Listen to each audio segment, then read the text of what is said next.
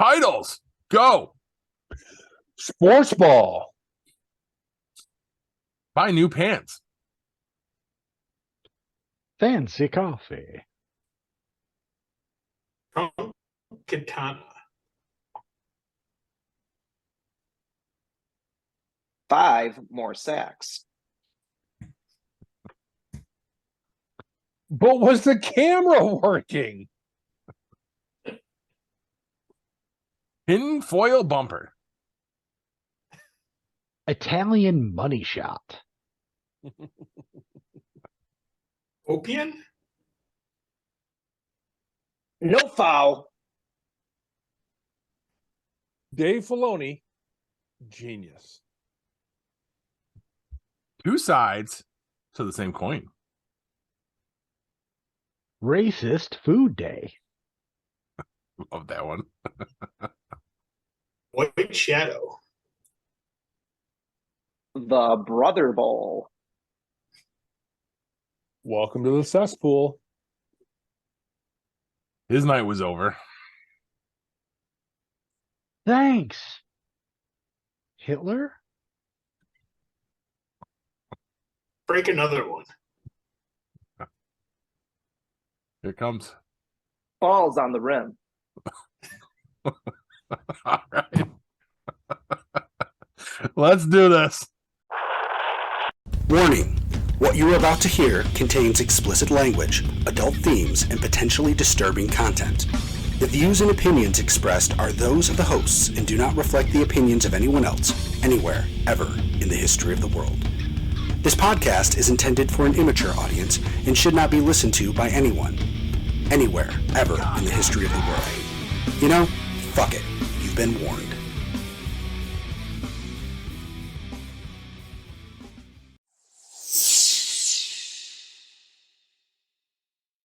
Hello, welcome to this week's edition of Geek Pod. I'm your host, Paul. I'm Hugh. Corbs. Gov. I'm Jack. Hopefully I got those all right as I was going around. Guys, what's got you geeked? Well, it's hard for me to top last week, so I'm going to bring it down a little bit. And I don't know if I mentioned that I picked up a French press last week.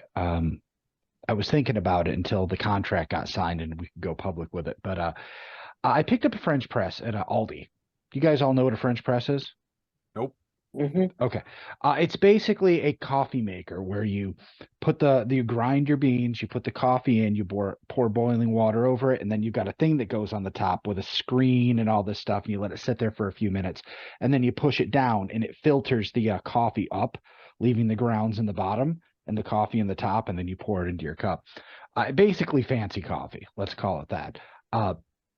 So I saw one at Aldi. It was like $12, and I'm like, I walked by it, got to the end of the row, saw they were also selling some like white chocolate flavored coffee, and I was like, that sounds good. It's $12. I walked back and I grabbed it. Well, I now had to clear out tonight a spot in one of the cupboards for my 11 bags of coffee I picked up in the past 2 weeks. And I'm just really enjoying diving into that. Like tonight I had a Nicaraguan coffee, which was just fantastic. And I'm finding that, especially with the darker roasts, there is as much complexity in a cup of coffee as there is back when I used to drink, Paul. I loved those dark, complex beers. I really got excited by those. And I'm getting the same thing from this. I'm just, not drinking. So that's a good thing. But I'm really enjoying kind of delving into the coffee world a bit. I've gotten in the habit now of making my wife a cup of coffee midday. It's a nice little treat, and I don't put, sugar or anything in it, so it's not bad for me. Definitely worth checking. If you like coffee, it's definitely way better than anything I've gotten out of a coffee maker or a Keurig or anything like that. It's exceptional stuff. And Amazon actually they have their own line of beans, and it's like $5 to $8 a bag, as opposed to the normal 20 you get. Like I picked up a bag of Death Wish coffee to try it. It's fantastic. It's $20 a pound. I can't afford that. But Amazon's got some great stuff. That Nicaraguan one I tried, that was an Amazon brand. So thank you, Jeff Bezos, for giving me cheap coffee beans. Awesome. Yeah, it's a Nicaraguan name for a Chinese coffee, like everything else that Yeah. Amazon sells. It's still really good. I don't know that. I'm just saying. Oh, I'm busting They get a Amazon's. Nicanese coffee. I'm busting Amazon's balls. Anyway, More like Jeff Bezos balls, right? no, he's not even part of it anymore. He just collects the check. He doesn't make any decisions That's day to true. day. Nice to collect that check though. You can't beat That that he Amazon does. money. No. If No, I had it's if I had pretty Amazon obvious. money, I'd burn Jack's. You Wait, burn Wait, well, my hold money? on, hold on. If you said you said if you had Amazon money, you'd burn Jack. Yes. Go ahead, Jack. Ouch. That's not what I That's said. dark. It's pretty like my obvious. I'll let coffee. Corbs, just like coffee. Like Corbs will probably talk about it in his sports section, but I'm very excited about the Super Bowl this weekend. Come on, you already knew what's got me geeked before you even went on that's the air. this weekend. The Yep. sports Super balling Bowl's is this weekend.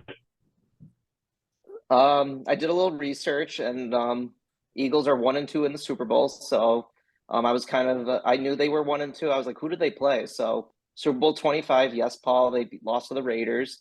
So they lost to them, and then they played the Patriots in 2004. They lost 24-21, and then a couple years ago, 5 years ago, they beat the Patriots 41-33. So this would be a fun Super Bowl to watch because, of course, I like the Philadelphia Eagles, but the Kansas City Chiefs, their former coach, Andy Reid, used to coach the Eagles. So there's a lot of Eagles references. Steve Spagnuolo is their defensive coordinator, which is really cool. He's a late pupil of the Jim Johnson.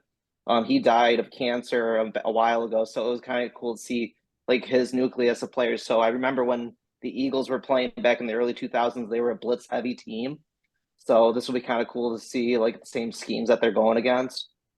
They just need 5 more sacks, believe it or not, to have the sack record for they will beat the 85 Bears.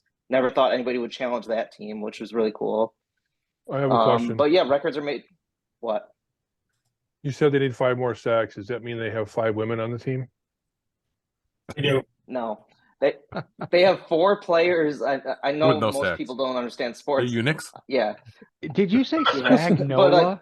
Listen, Did you say I don't know. Steve's Sports Steve ball. Spagnuolo. Yes. Oh, okay. I Yes. thought I misheard you. That sounds like something an Italian porn company calls the money shot. I know. It's not as glamorous as your coffee. I know. It's all good. So the Super Bowl is pretty cool, though, when your team is in it, because the Patriots were always the good team for years. And now it's time to see other teams in the Super Bowl. So it's kind of impressive. But it's weird, though. We're getting older, and it's like at 6:30 at night. I'm like, I want to go to bed. So it's just like 6:30. well, the Super Bowl go on till like 10, 11 o'clock at night. Each Super Bowl ad is like about like $4 million if you want TV space. Yeah. It's Chris, what, an yeah. hour of gameplay and 4 hours of Commercials. entertainment. Well, Entertainment. yeah, Chris Stapleton's doing the national anthem. Rihanna's doing a halftime show, and there's just so much stuff that goes into the Super Bowl. It gets bigger and bigger each year. And I think for a ticket, I was just looking it up, like a nosebleed seat was like about like $6,000.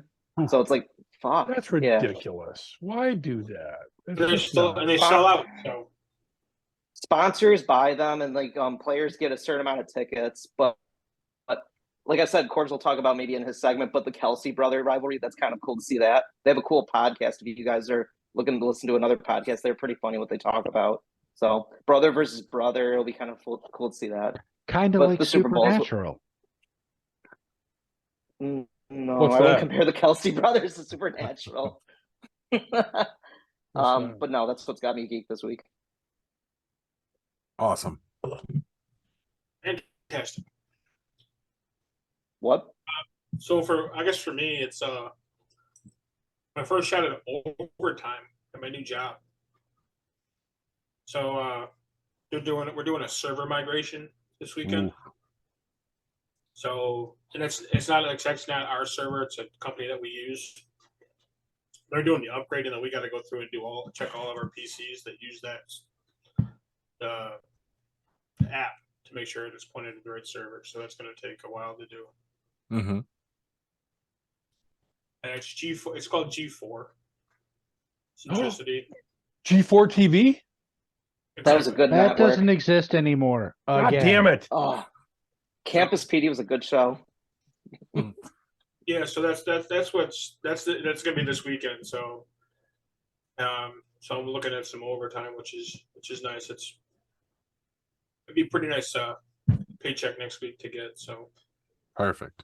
nice. I can use that money towards my trip and all that stuff. So, Who's bringing the beer? went to the office. Yeah. You work on weekends, you take the beer in.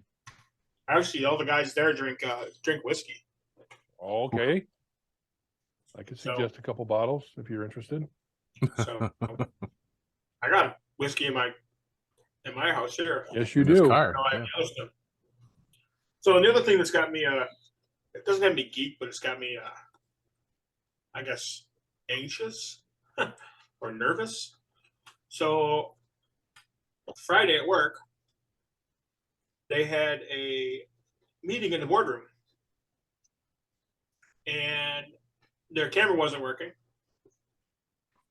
So they asked me to go in Thursday night to take a look at it. Couldn't get it figured out. So Friday morning I went in there, and it's a Logitech. It's a big one of those big Logitech rally bars. Mhm. Got the camera, microphone, all that shit in it. So we had to unplug it from the back to get it to reset, and we had to do firmware update on that and all that stuff. So we had to have it. We got a ladder out. We're up behind it, and set the ladder against the desk, and it slid off and broke the TV. Mm. Yeah, 86-inch TV. Do you have your resume ready? Yeah, that wasn't fun because I did that and I started freaking out. Mm-hmm. And I ran into the guy that, like, my guy, quote unquote, my trainer. Yeah. And I'm like, you need to come in the boardroom right now. He's like, what? I'm like, I broke the no. TV. He goes, no. He goes, no, you didn't. I go, no, you're not listening to me. I broke the TV. So the ladder slid off and hit the bottom corner of the TV and cracked the screen. And 86-inch TV, done.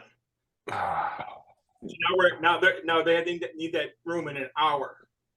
We had to take the TV off the wall in our training room, which we're not using. Swap at the moment, out. and swap it out. 3 of us did it. It took 4 guys to install the TVs themselves. We did it with 3, but we took the one off the wall in the boardroom, put the new one in it, and got it all hooked up and working in less than an hour. Awesome. I was shitting my pants. I'm But sure. was the camera working? Was the camera working? You never told us if the camera was working. After we had it said, yeah, the camera was working before I broke the TV. Oh, all right. So then when we swapped out, the camera was still working. So I had to order an 86-inch TV on Friday or Outstanding. Thursday night. So yeah, so that was interesting. Like you said, I literally thought that they were going to send me home that day. Like I didn't know what to tell the guy I was training. I didn't know what to tell my boss. But I walked into his office and I'm like, I broke the TV in the boardroom. He goes, what? So we went walking in there and he goes, what happened? And I said, I set the ladder over here on the side and it literally slid.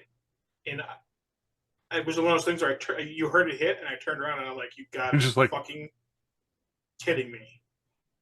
And it's Yeah, going exactly. in slow motion probably too.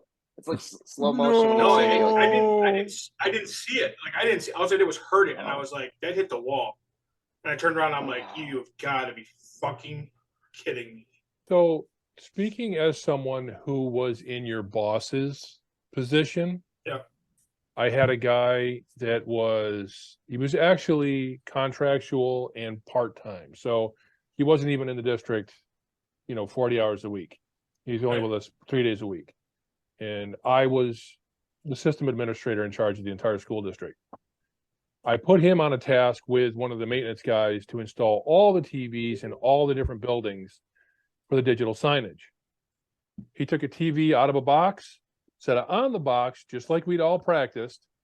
So that was protecting the TV to hook up the framing on the back of it so they could hang the TV. Yep. He went to lean across it. He put his hand on the back of the TV and he heard it crack. He called me immediately and told me what happened. So now I'm your boss. Right. Had he not told me what Fine. happened, even though I knew him before he started working there and he was a friend of mine, he'd have been Yeah. out the door. You called him, you told him, you owned up to it. I did. That is what matters. Yeah, well, I literally, I went and got the guy I was training with. He walked in and I explained to him what happened. He goes, "Well, you got to tell Josh." I'm like, "I know, but I'm nervous." Right. He goes, "Well, don't be nervous. Just walk in there and tell him. You got to Yeah. tell him. You can't just gotta not tell do it. him." Yeah. You just got to do So it. I just walked in and I'm like, I broke the TV. And he walked in. So Josh is my boss, and then there's the CIO, and Josh went into Brian's office and we kind of were like, okay, well, we got the TV in the other room. We could take that TV off the wall and we just replace it out. So we immediately we're like, all right, this is what we're doing for the next hour. We got to get this up and working so they have it. So we busted our ass and got it up on the wall and all that stuff. But like you said, Kev, it was the fact that I walked in and owned up to it. That goes a long way. I didn't lie Yeah. to him. I didn't say it was. I said it was completely an accident. I set the ladder right here, and I turned around and it slid off the desk and hit the TV. I'm not saying you're going to have a job next week, but I am saying you did the right thing. Okay. So, but yeah, we joke about it now. We've joked about it and stuff like that. I told him, the guys are like, well, you got to get you a kiddie ladder now. They're going to get you a ladder with a slide on it and all that stuff. So. Rubber hammer. Yep. Yep. You've just got to learn to be more efficient, like our guys. Like when we were doing the move into our current location, one of our guys just dumped a cart with monitors right off onto the ground, right in front of the boss. So just do it that much There easier. you go. But if you're going to do it, you might as well do it right in front of your boss. Right. What was it? Go ahead.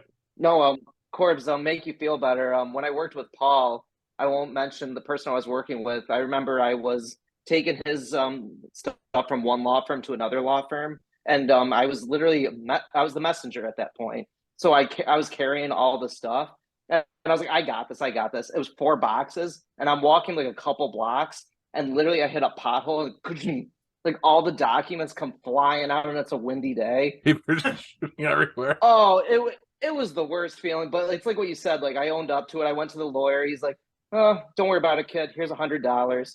But like, it's just like what? But Man, it I'll was like, drop oh my your God. shit all the Right. time if that's how it works. But it was so weird. But I was like shitting my pants. I'm like, I'm gonna get fired. These are cold cases. I can't drop. Like this is important documents. He's like, you owned up to it. It happens to the best of us. So here's $100. Go out to dinner or something. But Here's you're right. $100. Go ahead. Buy new pants. Yeah. Yeah. Oh, Okay. Yeah, you want to go? No, you skip me. I got nothing good after last night. Why don't you tell that story then? That's not what's got me geeked. It's got Well, I me mean, freaking. Generally, that's what Corbs does to us. Is he hijacks the little- got you geeked to a got you some of this guy Well, tweaked. Well, I'm a little worried, is what it is. I don't know what's going to happen. So I had a deer last night, and everything's fine. First of all, foremost, everything's fine. Nobody got hurt. is the deer okay? The deer okay? I don't know. Oh, fuck So I mean, it's pitch dark. It's almost 7:00. Farmers fields on both sides. I saw both of them, and I'm on the brakes. And there's cars coming the other direction. There's a car behind me, way behind, not right behind me. But so there's all sorts of traffic in this backcountry road, where there's typically not a lot of traffic. I see both the deer. I got nice bright headlights, so I could see them. I'm on the brakes. And that fucking son of a bitch doesn't just run in front of me. He runs at my truck. Oh. Like, because I got bright headlights. So all I'm thinking is he's running right at my headlight. So then I'm hard on the brakes. And we all know anti-lock brakes don't fucking work. They do not stop you. They prevent you from going in the ditch. That's all they do. They do not stop the vehicle. They just prevent you from going in the ditch by allowing you to steer. So anyway, so the truck really isn't slowing down. He comes out, I hit him. Now, what you guys don't know is that I had changed my bumpers over the summer. I took off the stock bumpers off my Tundra I know. because they were starting to rust.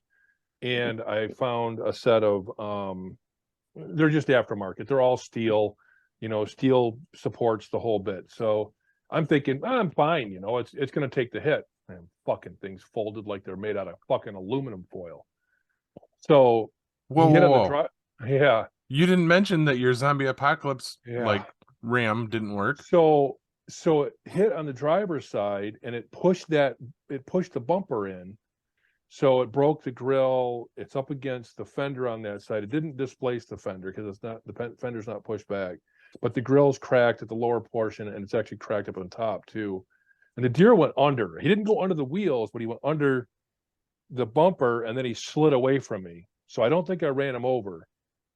So I drove around him, pulled off. I go out and I look back and he's quivering on the side of the road. So I go back to my truck to get my pistol because I'm going to fucking waste the cocksucker. No, I was going to put him out of his misery. That's what I was going to do. Reframe it. Yes. I wasn't mad at sick. all. I wasn't mad at all. It was not an anger thing, motherfucker. Sure. So I'm on the phone with 911 as I'm walking back to the fucking deer, and the thing's quivering and quivering, and he starts to move, and I'm like, "What? Are you freaking kidding me? The thing's still alive." So I'm talking to 911. She's like, "Where are you? Where are you?" I'm like, "I don't know. It's kind of Route 10, and I don't know what." She goes, "Is this the crossroad, Bell Crossroad?" "Oh yeah. That's it. Okay. Is there any damage to your truck? Can you move your truck?" "I don't know." So I go back and look at the truck. As I go back to the truck, the goddamn thing gets up and runs out into the field. It got up. I have a 6,000-pound truck with a solid steel bumper on the front of it that I hit this deer with, and he's still alive and he's still moving. I don't even understand that. So I go check the truck out. Nothing leaking. I didn't think there was anything wrong with it. I saw where the support had been. And I was like, no, I think it's fine. She kept asking me, "Are you okay? Your truck's okay?" Yeah. Everybody's fine. I barely even noticed I hit the damn thing. So I go back, and the thing where it had run out in the field, it had run out and just beyond this telephone pole that was out in the field, it's gone. It got up again and took off. I don't have a decent flashlight with me, so I got this little tiny pen light, and I'm looking through the field. I can't see this son of a bitch, and I'm like, God damn it. And she's like, she'd already sent somebody to dispatch the deer. So I'm like, okay, whatever. So I go back and sit in my truck. State trooper calls me. "This is Trooper so-and-so. And, I'm on my way to where you are." He goes, "Do you still need somebody to come out?" And I'm like, "Well, okay, here's the deal. The deer ran off. I can drive my truck. I don't know where the deer is." I said, "I'm worried it's going to come back out in the road. What do you want me to do?" He's like, "I just hang out." So I hung out. He shows up, does the whole paperwork thing. We both look for the deer. Deer's gone. He's like, "Can you drive the truck?" "Yeah, no problem." "All right. See ya. Have a nice evening." So I was home by 8:30. I was like, "Oh, I don't know. I know a guy that owns a shop, and he was going to look at my truck tonight, but he didn't get home till late, so I won't get a chance to get over there tomorrow. So I don't know. I have no idea. I don't really know what's going to happen. It sounds like I've got something funky going on with the driver's side front wheel. I don't know. I got to have him look at it. We'll see. I'm just hoping it didn't bend the frame. Right. If it bent the frame, I am fucked. That's good. Is it making any noises when you're driving though, Kev? It's got a weird vroom. No, yeah. It's got a weird sound to it, but I mean, I'm not, I may be just overly sensitive, so I'm not sure. Until I have somebody look at it, I'm not gonna believe anything. I'm in this limbo zone right now of not really knowing what's going on though. Is it gonna be okay? Which is the worst. Yeah. Kev, I had a similar experience years ago. This was right out of high school. I'm delivering pizzas for Polanjo's Pizza right there in Mexico, where you are. Yep. And got a Ford Escort. It's my first car. I'm just thrilled with this thing. Halloween night, I am scared to death I'm going to hit a kid who's trick-or-treating. So I was already a safe driver to begin with, but I'm being super, super, super cautious, right? And I'm driving, and it's one of the roads, if you're heading toward Oswego, it's off to the right. I think, I don't even know what road it was now, but I know it eventually hits Plasky, maybe Route 3, if that's what I'm thinking of. Yeah. And out of nowhere, I'm in a stretch where there's no houses. I'm delivering a pizza, halfway to Plasky. And the two deer run out in front of me, and I hit the one, and it hits me on the driver's side, the front of the car, goes all the way down the side of the car. Yeah. Okay. And the car just stops. I hit him so hard, my engine just stopped. Okay. It just boom, nothing. I'm pushing hard on the brake. I get it into park. I try to get out and my door won't open. So I spin around and I kick it. And mind you, this is back when I was skinny. So I was a lot faster. So if you can imagine this, I see the deer and it's trying to get up. It's limping and it looks like it's, injured really badly. And I'm like, you motherfucker. I pop my trunk. I grab my fucking katana out of the trunk and try to chase it down. It runs into the woods. I'm running through the woods. You motherfucker. Oh my God. And I lost it. He just got up and ran. So I come back to the car, put my katana back in the trunk. That was probably not the smartest thing to do, but I was like 18 years old.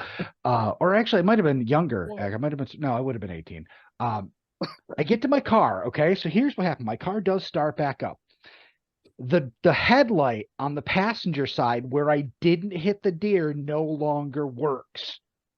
But the light, because it tore like shit right out of my car, I have the headlight is busted and it's just an exposed bulb hanging down, but that one's still working somehow. So I end up at driving home. It's a really dark, how dark it is out there, and I live in, up by Casog Lake. So there's no fucking, lights on the road. And I'm just praying the entire time that this light doesn't die, because if it does, I'm not going to be able to see anything. But I feel your pain there. I mean, that sucked really badly because that was my first car. It was a piece of shit, but I loved it. I wish I could say this was the first deer I've hit. I mean, the last one I hit was about 10 years ago, and that was a different truck. Same scenario, though. I mean, I was the only vehicle on the road. Deer in a median where the two highways come together, and he could have gone anywhere. Decides at the last second to run right out in front of me. Well, that was a 3/4 ton truck, and he was a smaller deer, and he died instantly. But he also did $2,500 damage to my truck. So, but that truck didn't have a zombie apocalypse bumper on it. So we'll see what happens. Well, apparently neither did this one. Right. No, I don't understand it. Whatever. You had your tinfoil bumper on it, apparently. I don't even get it. I mean, that thing, it should have, I guess it's good and bad, right? I mean, I'd rather have the bumper fold than the frame, in all honesty. So if that's what happened, fine. I'm good with that. But if it folded and the frame is tweaked or bent or whatever, then I'm not going to be very happy. So we'll figure it out tomorrow. You branded the poor deer with the zombie apocalypse logo, though. No, you branded the poor baby. I know that I'm going to go through there tomorrow, and if it's light, I'm going to see that thing out in the field. There is no possible way that thing lived through that. The only reason it could get up and go is because it had enough adrenaline in its system to override whatever was done inside of that thing. I hit him so hard. There's no way. There's no way. Yeah, it went off and died. That's pretty good odds. Yeah. It had to have. Or it's doing its own podcast with its deer folk tonight and telling his side of the story. Talking shit about you. Yeah. I'm going to shoot that motherfucker. I'm going to find him. I'm going to fucking shoot him. That deer's like, and you should have seen that bumper just fucking fold. Yeah, the deer's like this to you, Kev. Fuck you. I lived. I'm going to find him on his fucking podcast. I'm going to fucking shoot him while he's on his podcast. He actually runs the podcast Deer Avenger, if you ever played that game. I'm looking it up right now. That was a fun game. Okay, I guess it's my turn. Valentine's Day. This was supposed to be the big Valentine's episode, right, guys? Huh? Mm-hmm. Yeah. Except that the fucking audience didn't do their part. What audience? Again. Fair point. Our 5 listeners. So because you guys, not you guys, but you guys watching us right now, I'm talking to you, didn't do your part, we're pushing back a week. We're going to give you one more week to get your shit in for us. All right. I know there was interest because I saw people were sharing stuff on Facebook and stuff, Kelly. And like even I think on the Twitters and stuff, like people were interested in it, but they just didn't get off their asses, kind of like we normally don't, and do what we were asked. Kind of like we normally don't. It's entirely possible they thought that it was going to be next week's episode, just like I thought. Except that I did, in the write-ups, it did say that everything had to be in by February 7th. What right? You did say that. The one that you didn't see clearly. Yeah. There's You Brady. can definitely ask Kelly because I saw her share it out. Kelly, 50% did her part. She could have sent in questions, but she didn't yet. Great. I just got. I was about to say, I'm waiting for this one. Yeah. Great. Thank you. Corbs is like, thanks a lot, guys. All right, but yes, I definitely waited to use my What's Got Me Geek just to scold our audience. So, but moving on to our video game, let me throw the door open to the Players Club for you Opium? guys. What are you playing? What's opium? Opium. Same stuff. Opium. Opium? Opium. How do I spell that one for a title? Opium. Okay, there you go, Corpse. Anybody playing anything or have video game news to discuss like I do?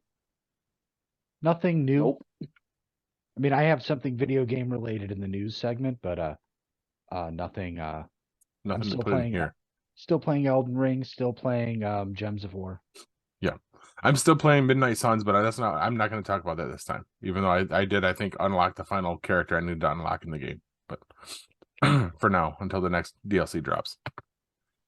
But apparently this week, the new Harry Potter themed game drops. Oh, That's the news item I was referring to. Then I'm going to stop right there.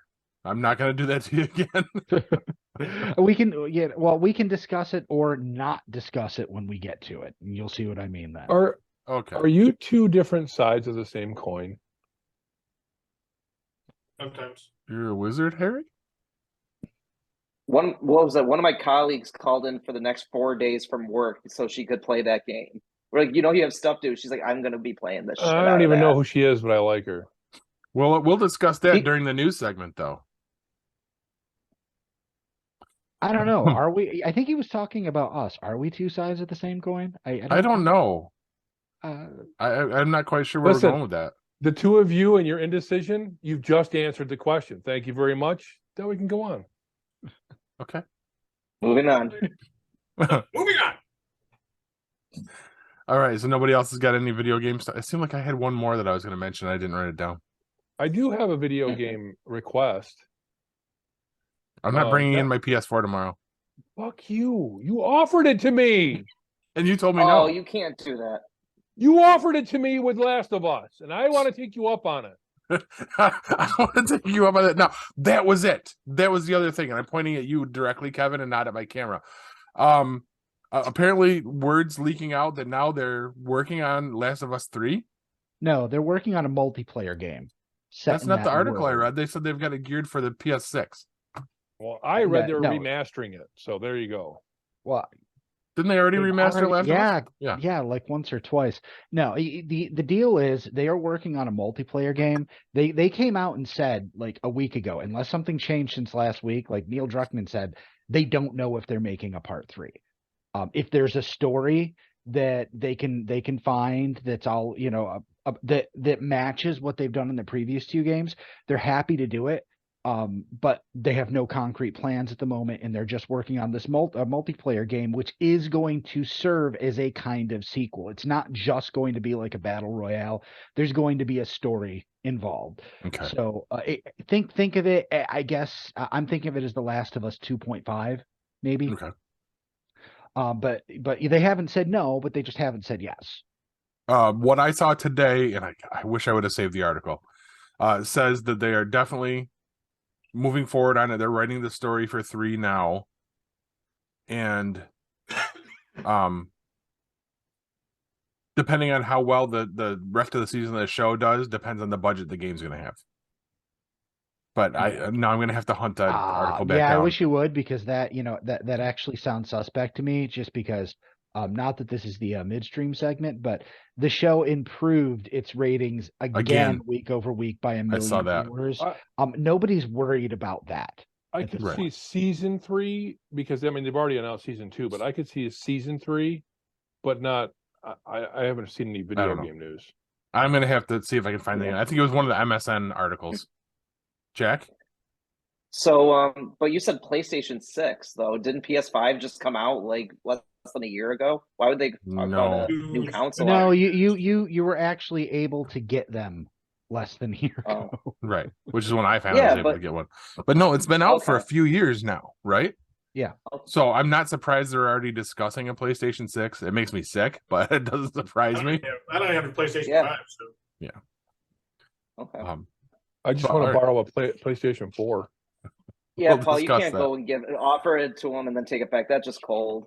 Right? If right? you offer Bro. somebody something and they say no thank you, that ends the contract right there for me. If he Okay, wait, reconsiders, okay. that's on him. Now If I'm I want to be a asking. nice guy, Now I'm asking, can I borrow your PS4? I'm Okay. officially in front of the entire group. Wait. All right. So wait, like, did he say, "Can I borrow?" And then, like, wait, and he said he wasn't interested.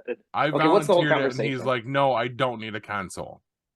I don't. And then now Kev's saying here now he wants to borrow it. Because he knows I have Last of Us for it. That's why.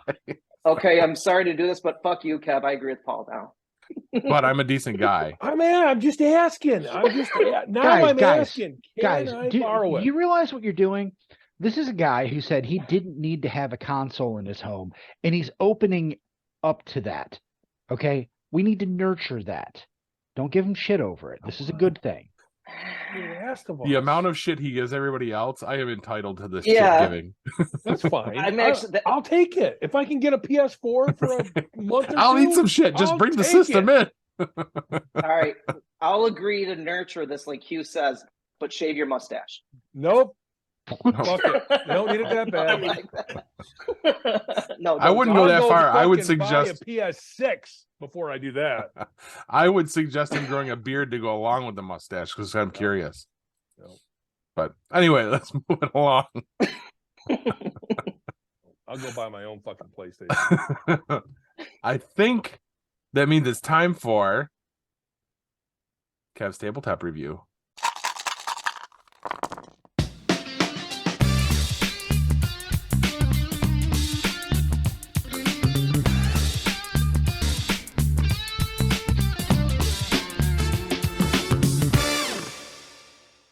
All right, this week I got a little something for you guys. I'm gonna start this off with saying I went looking for a game that represented how I was feeling after I watched a show we're going to talk about later. And I want you to know that when you have something that you're interested in, whether it's sci-fi or adventure or a recent show, as you've seen on some of the games I've evidenced by some of the games I've reviewed, you can sometimes find games that are themed for these things.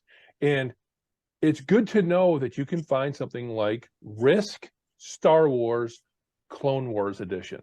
Now, maybe you've played Risk in the past, so you have an idea of how the game is played. You are leveraging the board positions for global dominance. You are trying to strategically inhabit as many positions on the board as possible. Clone Wars edition of the Risk Star Wars series is just like that. The points values for the characters are a little bit different, and the play is a little bit different. You have Emperor Palpatine slowly moving his way up this ladder on the Imperial side, and if you fail as the rebellion to take over the entire board, Palpatine and the Empire wins, and you go home. Well, actually, go to prison for the rest of your life, but that's beside the point. Very, very interesting way to play Risk. 2 to 4 players, and you can play. Everyone's on their own, or you can play in teams, 2 versus 2. About 120-minute playtime, ages 10 and up.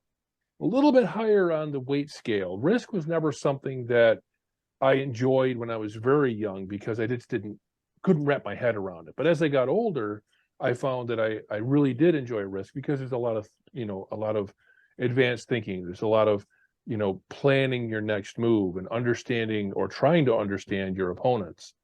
The weight is 2.25 or 2.21 out of 5. And it is just like other Risk games. It is board based. You have little figurines you move around, and there's a dice component to it. Let me read you a little bit about what Board Game Geek says about this. A year has passed since the start of the Clone Wars on Geonosis. The Galactic Republic has since become engulfed with all-out warfare against the Confederacy of Independent Systems. The effects of this galaxy-wide struggle have been felt in every facet of the Republic. Take command of the Republic Clone Trooper Army, or lead the Separatists in their universal conquest to topple the Old Republic, as the players wage war on numerous planetary battlegrounds in the galaxy's most unforgettable conflict in the exciting, and this, actually, they wrote the exciting Risk variant. I say this exciting Risk variant. So this review is more about how to find games that fit into your current thought process than it is about the actual game of Risk. Risk is fun. It's an enjoyable game to play with friends, especially friends that you may not like, and you want to grind into the ground with your superior skills at, planning ahead and strategically maneuvering around the battlefield. But fear not, my friend.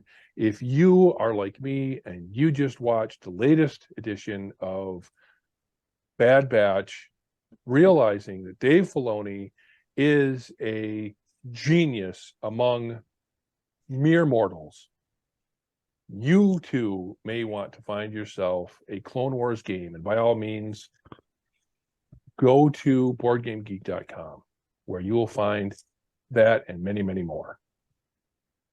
See, I like how you're saying these things, Kev, because I know the other three aren't caught up with Bad Batch, but I like the little subtles they're throwing in because I know exactly what you're talking about.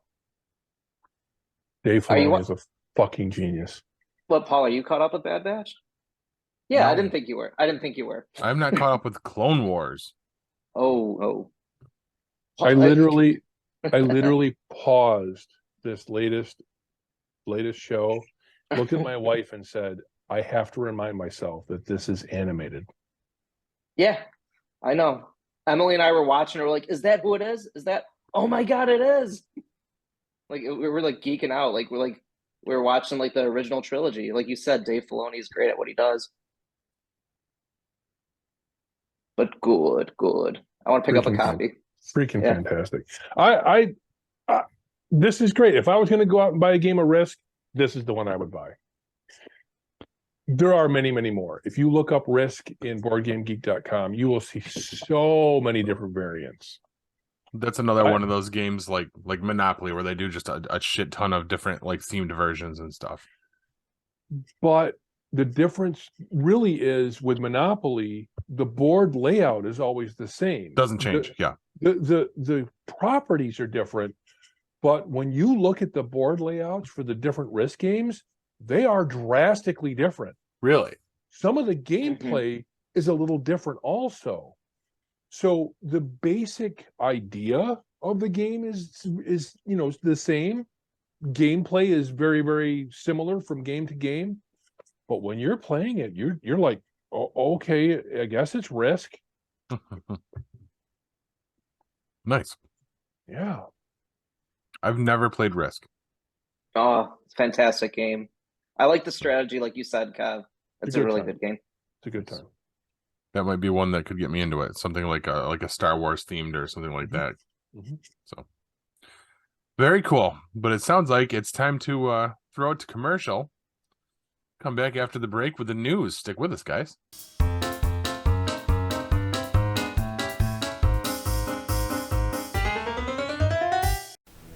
Looking for the hottest new comic on the shelf or a keyback issue to complete your run? How about that rare statue or action figure that you've scoured the internet looking for? Come to Collectibles Galore. Located in North Syracuse with ample off-street parking, Collectibles Galore has a huge selection of comics, toys, and rare pop culture items you won't find anywhere else. Comics Galore is always buying comics and toys and will give you the fairest price for your collection. New customers get 15% off their first purchase in store. Collectibles Galore for all of your pop culture needs. Stop in and see for yourself why Collectibles Galore is the king of comics.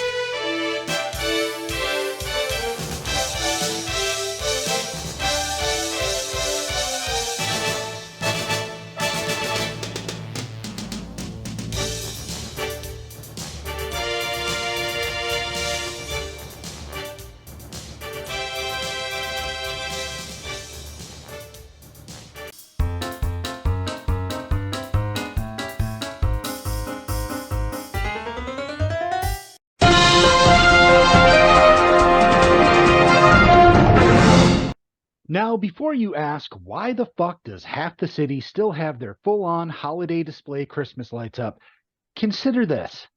Maybe they died, and their power hasn't been turned off for non-payment yet. Anyway, here's the news. First up, AMC your way right into bankruptcy. AMC Theaters has announced they found a new way to rip off their customers. Besides the 4,000% markup on popcorn, you can now look forward to higher prices depending on which seat in the theater you get. Taking a cue from concerts and live events, they feel that preferred seating with a better line of sight, meaning middle center, is worth more than a seat on the front or the sides. In a move that surprises no one, this does not mean the bad seats are going down in price, even though apparently we have been being gouged for them for years. Now, I get that movies have had a tough go the past few years, but prices have already gone up. I was already wary of ever returning to a theater anyway, and another price increase just tells me I might be making the right call.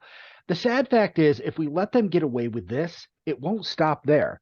Nothing ever gets better or cheaper. What's next? A surcharge if we want the theater that has the cool trailers? A maintenance fee if we want a theater that's been cleaned between showings? Do these things sound outrageous? Well, they already charge you a convenience fee to buy tickets online. So basically, it's a fee for a fee. Just wait until you have to pay extra for a theater that's air conditioned. Which do you think would smell worse, the next 50 Shades movie or the next Marvel movie? It would be a choice between aroused middle-aged housewife and haven't washed the Dorito crumbs out of that thing you call a beard in a week. Next up, bring your racism to work day. Food supplier Aramark has come under fire this week for serving a racist lunch at a New York school. On the first day of Black History Month, they walked back to the Philly cheesesteak that was on the printed menu and replaced it with fried chicken and watermelon. And get this is the second time they've done that. As well, a few years back, they served ribs, collard greens, cornbread, and Kool-Aid. This was 2018. And while both those meals sound fantastic to me, there is one month that you just don't serve that, especially on the first day of that month. Now, they've apologized and said they're getting training for their workers, but fuck all that. This was not a mistake. For fuck's sake, maybe the rib meal would have been fine without the Kool-Aid, but you never serve fried chicken and watermelon together. Ever. There is no racist food day where that's okay, and no possibility that the person in charge and everyone below them, all the way down to the lunch lady, never realized this was a bad idea. It was deliberate. I don't care how many black friends you say you have. You smell like Mitch McConnell in Arkansas. You're not fooling anyone. See? Callback? Ha ha ha. And finally, I've got 99 problems and Harry Potter ain't one. Embattled video game Hogwarts Legacy is out, and the results might shock you. There were very vocal groups boycotting the game over the claims that Harry Potter creator J.K. Rowling was a bigot and enemy of the trans community. Now, full stop. Guys, we are not going to discuss that here. It is too toxic a topic to even breach, and the details don't matter to this particular story. That is a topic for a different podcast whose news guy's wife isn't moving into the public eye in the book publishing world. Gotcha? So, needless to say, from the news outlets leading up to this release, it sure seemed to me like the game was going to be an epic failure. Even if she wasn't involved heavily in the game's creation, folks felt it still supported her financially, and that was enough reason to not play the game. Fast forward to release week, and I am pretty shocked by the results. The game has topped every single sales chart there is, even in pre-sales. Every outlet who dared review it gave it high marks all around. So the next weapon was to fight it by going after streamers. There was an attempt to out every streamer who played the game online to get them dropped by their sponsors. As of last night, it is now the most streamed game ever with 1.2 million concurrent viewers, beating Twitch's most watched channel called Just Chatting by 200% and 12 times more than Fortnite. Wow. Now, I am not even sure what to say here. I guess Twitch can't drop everyone. Is this a referendum on free speech? Are we all bigots? Is the majority of the public able to disassociate the creator from the creation, or do they just not care? I don't have the answers this time, kids, and if I did, I would keep them to myself. I am just glad I don't care enough about Harry Potter to care about this game. Now, if they finally make that open supernatural game I want, and buying that would make me a bigot, then I might be in trouble. But that will never happen because who watches Supernatural? No one here for sure. And that's the news, kids. Now, I realized something while waiting at the ridiculously long stoplight on Erie Boulevard in Midler this week. I figured that there were always so many homeless people hanging out there because it's a very busy intersection and they want lots of money. While waiting there last night, I realized some of them might not be homeless. They just ran out of gas waiting for the light to change and decided, I live here now. Paul? In other news, 3 consecutive strikes in bowling is called a turkey. Back to you, Corbs.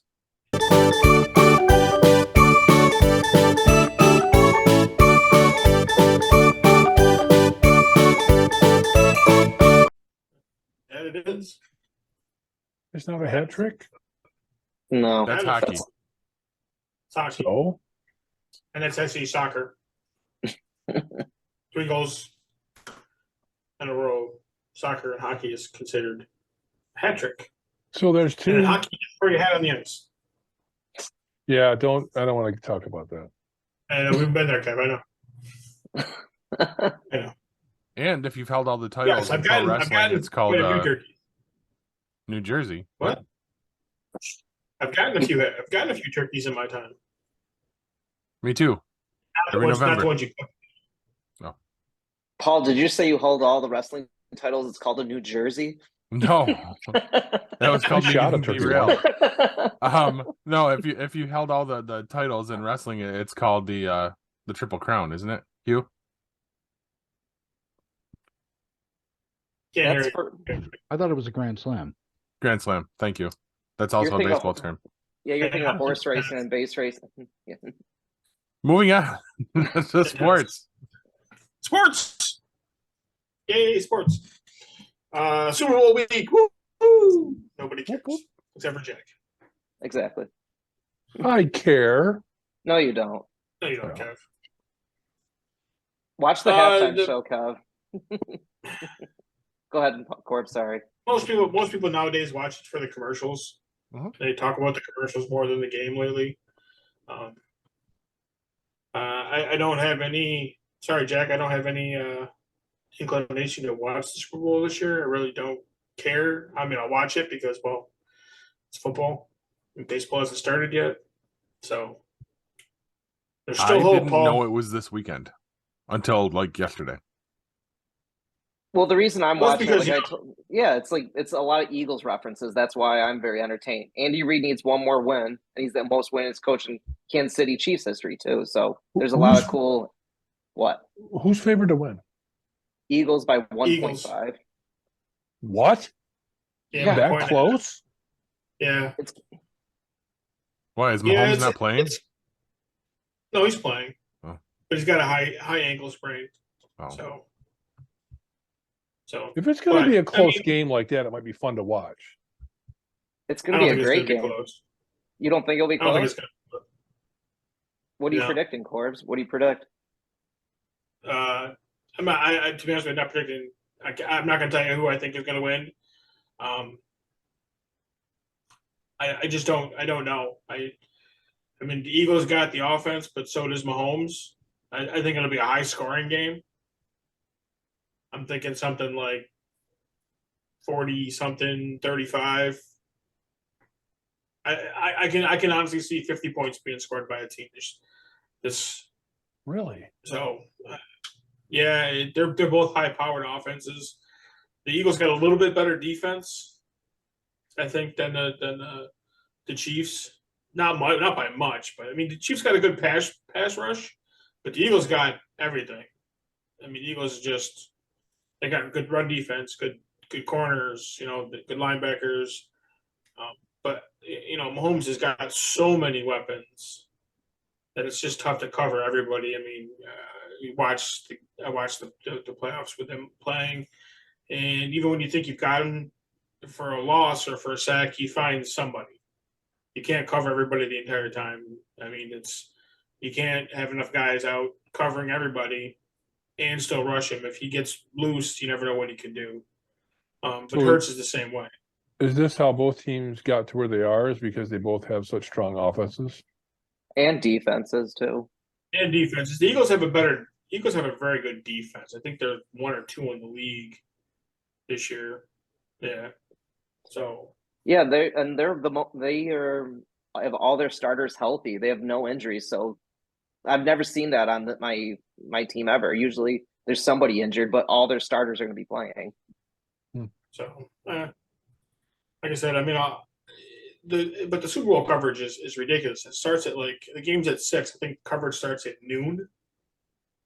They talk about it, and they've got, obviously it's because of the commercials, and that's how they make $150 billion for one night for the Super Bowl. Because, like Jack said earlier, the commercials go for a couple $1,000,000 for a 30-second spot.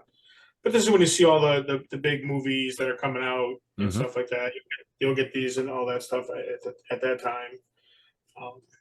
So, it's then it's made me kind of, hey, well, there's commercial in it, like he does every year for Lincoln Town Car or whatever.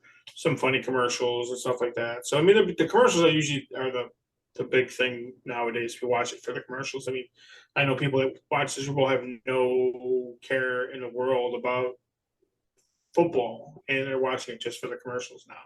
That's how big it is. I can remember, back when I was in high school, you watched the Super Bowl because you watched the Super Bowl.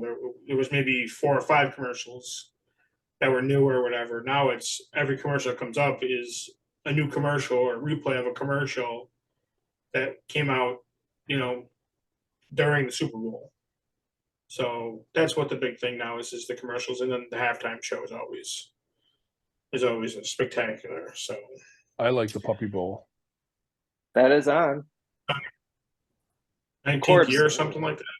Corbs, do you remember? I don't know if you remember. In 1998, it was the Packers versus the Broncos, and MTV had a tracker up at the screen for the halftime show, and it was Celebrity Deathmatch. They had Mike Tyson versus Evander Holyfield. MTV, it was like, we're going to try to get into the Super Bowl thing, and they had the Celebrity Deathmatch, which was really cool, I thought. Yeah, they do. People, I mean, each station tries to do something at halftime to draw people in.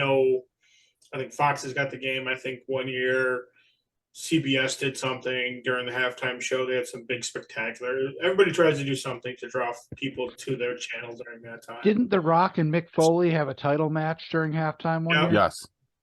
Yeah. No, I thought that was during Y2K. Nope, it was during the Super Bowl. Oh, okay. In an empty arena. That wasn't the I Quit match, was it? Oh, shit. When they were all over the arena? Or was that a pay-per-view? Maybe it was the I Quit match. I don't know, but I remember that. No. When you talking about when Rock hit Mick with the chair like 17 times or something like that. Yeah, that was pay-per-view. That was pay-per-view. Yeah, because that was featured on the back. Yeah, because I remember them showing Mick at the end, like when they were in the back, and him and the Rock getting sewed up in the locker room. Yeah, he had a huge, like 17 staples in his head, and his wife and daughter are sitting there. Yeah, and he's just talking to the camera like nothing. Yeah. I mean, Mick. I mean, he's used to that. He was used to that crap at that time. So, but I mean, that's really I mean, baseball starts next week. Pitchers and catchers report next week, so it means baseball's coming around. So that's nice. And then other than that, there's not much going on. All right. Didn't care. Didn't watch the Pro Bowl. Oh, that didn't happened. Really care about it. Yeah, that was last weekend. Same with the hockey All-Star game. I was shocked. My brother told me about it over the weekend when I saw him, because I went to my nephew's house. My nephew went to Delhi, is now going to OCC. He plays hockey for OCC now. So we went to his game on Saturday night. Kind of spur of the moment thing. And I think I use Pro Bowl to clean my toilet. There you go. No, it was kind of cool. Like I didn't watch that Pro Bowl either, but Derek Carr, he's the Raiders quarterback, and he's requested a trade. He literally said, like, they're like, "Oh wow, you played very well in the skills competition." He was like, "Yeah, I'll play for a team that really wants me." So he just was throwing shade towards the Raiders. I see the Saints. The Saints are looking at him. That's the deal's damn near done. From what I saw. Well, because it's all waiting on Carr. Yeah, that's what my brother said when I talked to him. We were talking about that the Raiders finally gave him permission to talk to other teams. Yeah, and it was like just before, I think the day before the skills competition, and he went out and shined in that. So, like you said, I mean, he's going to get a deal. So he's going to get traded. He'll get traded someplace. Mm-hmm. If New Orleans is the place he goes, I think that's good for him. Yeah, I think the two organizations were already discussing compensation, and it was literally up to just Derek Carr to give the thumbs up or thumbs down at this point. So And the Colts want them. no, I believe it was the Saints and the Raiders. That's it. I think it's a done deal. I know he won't be back with the Raiders. The Raiders are the Raiders are going to go back. They fucked that one up. Yeah. Well, they said he needs he needs to have they said if he's on the roster by March 1st, they have to give him $40 million. So yeah, he's fucked. So he'll gone. He's gone. Yeah, he'll be cut right after. He'll be cut right after the Super Bowl. Mm-hmm. So officially, yeah. Yeah, officially. So do you think they go after somebody big? I'm asking you, Paul. I don't know. I don't know if they go after somebody big or if they just try to cultivate this kid that they've got in house already. Oh, Jared Stidham or something like that? Aaron Rodgers is looking for a home. I don't believe a fucking word Brady says. I'm sure if someone puts the right amount of money in front of him, he'll unretire again. So I could. My thing is, I could see Jimmy G going there to the Raiders. I could see that too. To the Raiders. That'd be pretty good for you. Yeah. So. Well, Aaron Rodgers is going on his pilgrimage walk for 4 days or something like that. He said he's got to figure himself out. Same thing he does every year. Same thing Brady does. Brady, I think Paul's right. I mean, I think if somebody offers him the right amount of money and it's at the right spot, he'll be back. So he may retire. He may take the year off and then come back next year and play. Right. But the thing is he's already got that media deal in place for as soon as he's done. Yeah. Yeah. Why keep punishing your body and making yourself look stupid at this point? Right. Go and do your color commentary for fucking 16 weeks and make your fucking how many millions? 384 million for 10 years. Yeah. For 10 years. But Paul, to answer your question, it's his damn ego. He just doesn't know when to stop. He broke his marriage and his kids. He fucked that up. It's his damn ego. I mean, you can't all say it was all him breaking the marriage when literally like the week after news came out, she was out with the fucking karate instructor on a fucking beach. I'll tell you right now, that wasn't a thing that came about right away. Like that didn't happen the week after. That happened months ago. Yeah. So did the divorce. No, what I'm saying. No, months before. When it doesn't just happen. When you took that time off at training camp, all the shit was already gone. Yep. She'd already moved out. That's the reason why he took the time off at training camp, and that's the reason why he played so poorly this year. Is Giselle was gone. Yeah. The stress of all that and whatnot. So that's the reason why he played so poorly this year. Marriages are just like jobs, and here's what I mean: people don't leave good marriages. People don't leave good jobs. People leave other people.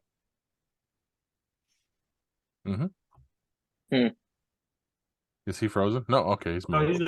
He's letting that sink in. No, I'm waiting for you to understand what I'm saying. It's never about the situation or the environment. It's about the other people. When it becomes toxic, when it becomes something that you just don't want to be around, you're done with it. It doesn't matter. It doesn't matter if you're going to court the next day or the next week or the next month. If you're done with it, you're done with it. You're out. Yep. The mental process has already happened. You've moved on. There's always two sides of the story. I get that. Giselle three sides. His side, her side, and the truth. But literally, though, Brady was talking with Giselle, and Giselle said last year was his last year. And he's like, oh, yeah, it's my last year. But he literally screwed up her friends, his family. So honestly, I have no remorse for him, even though she probably did something wrong too. It's Brady's in the limelight, so I say he's more at fault. And plus, I don't like the guy. Show us on the dial where he touched you. Yeah. I'm just thinking, having somebody give up what was their career, especially when you're the best at it, that's not an easy decision. I mean, yes, maybe he shouldn't have said he was going to quit unless he was completely sure, but it's also entirely possible he faced the reality of not doing that and couldn't let go yet and never intended any harm or to lie to anybody. And I don't even know this shit and I don't care about it. But, I know that the one of the big things was she wanted him to quit and, he played another year. And I don't know. This isn't like, oh, I hate that you play poker with the guys, or I hate that you have a podcast to record every Wednesday or something like that. Guy's been doing it for how many decades? Yeah. Yeah. That is his career. I mean, your career, if you have a career where you get into Right. one thing and you stay with it, that's a huge part of your life. It wasn't his career, it was his identity. Yeah. It's a completely different, it's a completely different thing. It's okay, all right, you get paid for it, but that's who he is. It's who you are. Yeah. You know?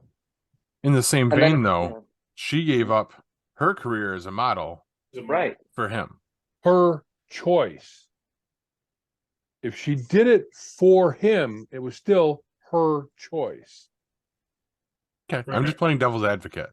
I know, That's all. but Yeah. the reality is you never do anything for someone else, because people are way too fucking self-centered for that. You don't Facts. ever do anything for someone else. You do it for yourself because you think you're going to gain something by doing whatever it is you're doing. So you're doing it for yourself. If she gave up her modeling because she thought she was going to get more time with him, or, you know, more love or more money or whatever the fuck she thought, she was still doing it for herself. She wasn't doing it for anybody else. People are too fucking self-centered for that shit. Yeah. That's all I have to say. But Corbs, I know you were a more Michael Jordan fan, but there was a 38-year record broken last night in the NBA. Don't give a shit. Don't give a shit. I really don't think. I know.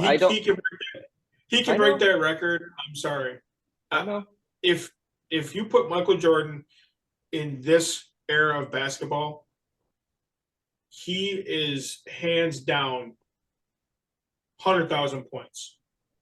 There is no fouling in the NBA anymore. Sure. And guys are shooting the ball from like half court.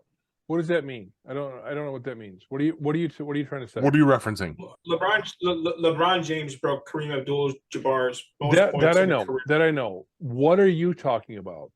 Right. I'm talking about Michael Jordan when he played. No. You said specifically speak. there are no fouling in the NBA. What does that mean? Oh. I don't know what that means. So and I'll explain it to you, Kev. So when Michael Jordan played, you literally, if you watch the NBA then and the NBA now, you'll see a completely different game. When Michael Jordan drove to the basket, 4 guys would hit him, like foul him, like slap him on the arm, almost tackle him to the ground, clothesline him, stuff like that. Guys go to the basket nowadays, guys step out of the way. They don't do any try. of that stuff. Yeah. Why? What happened? They don't try anymore. They just don't. It's a different. They're afraid of getting a flagrant foul, a technical foul, suspended, ejected, all of that stuff, fined. None of that stuff when It's an Rules have offensive got- league now. It's It's just how many it's points like can you it's rack a up. very offensive league. It's like a It's very finesse much- league. Yeah, it's finesse. It's no more. What Highlights. happened? Highlights. Everybody wants to be on the highlight It's a reel. business now. It's a business now. Everybody wants to go viral. Right, and I go back to, and I don't know, Jack, if you agree with this, but everybody says that Steph Curry is the best pure shooter in the No. NBA. I think Larry Bird is the best shooter in the NBA all time. I could. Hmm. There's no difference. If you watch some of the highlights, his jersey is literally being pulled off of him, Oh, yeah. and he's still getting away. Larry Bird is not Steph Curry. Larry Bird is. He's still getting open and making jump shots.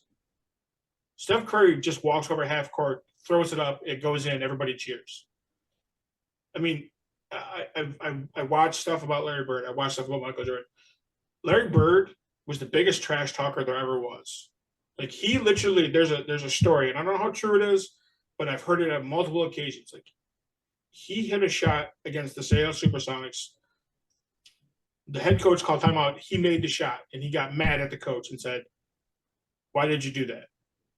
So they started calling up a play. He looked at the coach and said, "Shut up. Give me the ball. I'll win the game." Oh. He walked out of the huddle, told the defense, "I'm going to get the ball. I'm going to go to this spot right here. I'm going to shoot it in your face. I'm going to make it. We're going to go home." Go ahead. What? Nobody can see you making those emphasis slaps Yeah. with your hand on the table, just so you know. Sorry. They have to go higher up Sorry. and then They down. think your mouth has a flat Do tire. this. Do this. Do this. It's against the screen. So, I'm just saying. Yeah, break So- another screen. Yeah. Oh, fuck I you. can't believe you went there. Oh, fuck you. Dude. You bastard. Finish That your was funny, thought, though. Corbs. That was fucking that's- funny. It was fun. Given that. So I'm just saying, to be able to do something like that, to say, I'm going to come right here, I'm going to shoot the ball in your face, I'm going to make it, you can't stop me, and to go out and do it, Steph Curry would never do that to anybody nowadays. Guys talk crap all the time, but you're not going to walk out of the huddle and say to somebody, I'm going to get the ball, I'm going to shoot, I'm going to get to this spot right here on the floor, I'm going to shoot the ball right in your face, it's going to go in, and do it. That's a hell of a trick shot, mean, too. that was to Larry bounce it off Bird. somebody's face. This is also They call that off the frenzy. this is also a guy who, after a seven game road trip, told his teammates, the last game of the road trip, I'm going to shoot every shot left-handed. Now, he's a right-handed shooter. For 3 quarters, he played left-handed. Every shot he took was left-handed. He took 15 shots. He made 13 of them left-handed, and they still won. He didn't play the 4th quarter. So, I mean, that takes some serious cojones. Nowadays, guys don't do shit like that. But, Kev, what I was getting at is Michael Jordan the Detroit Pistons, which was the Chicago Bulls' chief rival at the time, they had a thing where when Michael Jordan went to the hoop, 4 guys had to hit him, and he was not allowed to get the ball on the rim at all. If 4 guys hit one player in the NBA now, there would be an all-out brawl between both teams. Okay. And this was common practice. This was common practice during the 80s and 90s when Michael Jordan played. Listen, there. You know what? There needs to be more hockey and basketball. I'm just saying. Yeah. I don't disagree with you. I grew up playing basketball. Listen, I grew up playing basketball, a physical basketball game. basketball would be worth watching if it were hockey. Yes. I don't disagree. But even I love hockey. My nephew plays hockey. I like the crunch. I'm a Canucks fan. I like hockey, but hockey's gotten soft also. There's a lot of hitting in hockey, Fuck them assholes. but Every sport is going soft, and it's because society is leaning on them to do it. Like, we Right. have to protect everybody, and Right. we don't want our Oh. quarterback sitting at 32 years old drooling in the corner, and Yeah. And this is how we get Last of they'll Us. do it anyways. I mean, that's besides the point. just for different reasons. The strong But- will survive. The weak will die. Right, but hockey. When I grew up watching hockey, like my father, very much a hockey fan. He was a Bruins fan. He always has been, always will be. I used to go with my father to Buffalo every year to watch the Bruins and the Sabres play in the 80s and the 90s. That was one of the top rivalries in all of sports at the time. And I guarantee you'd go there at least 2 fights. At least, and more likely 2 or 3 fights. On the ice. Nowadays, on Yeah. the ice. On the ice. A dozen Not in the stand. in the stands, forget about it. You couldn't count that high. But on the ice, there had to be at least 2 or 3 fights in just that one game, and that's what you went to watch. You went to watch the hitting. Oh, You yeah. went to watch the fighting. Which I is went still to the what I go Braves to game. watch. When we went last season, Yeah, like, I waited all game for that one fucking fight. Dude, And it never came.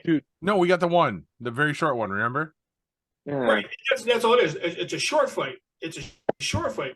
When you used to go early, when you go early, like in the 80s and 90s, it would be like 2 guys punching each other in the face for a good minute and a half, and it was like rapid punching.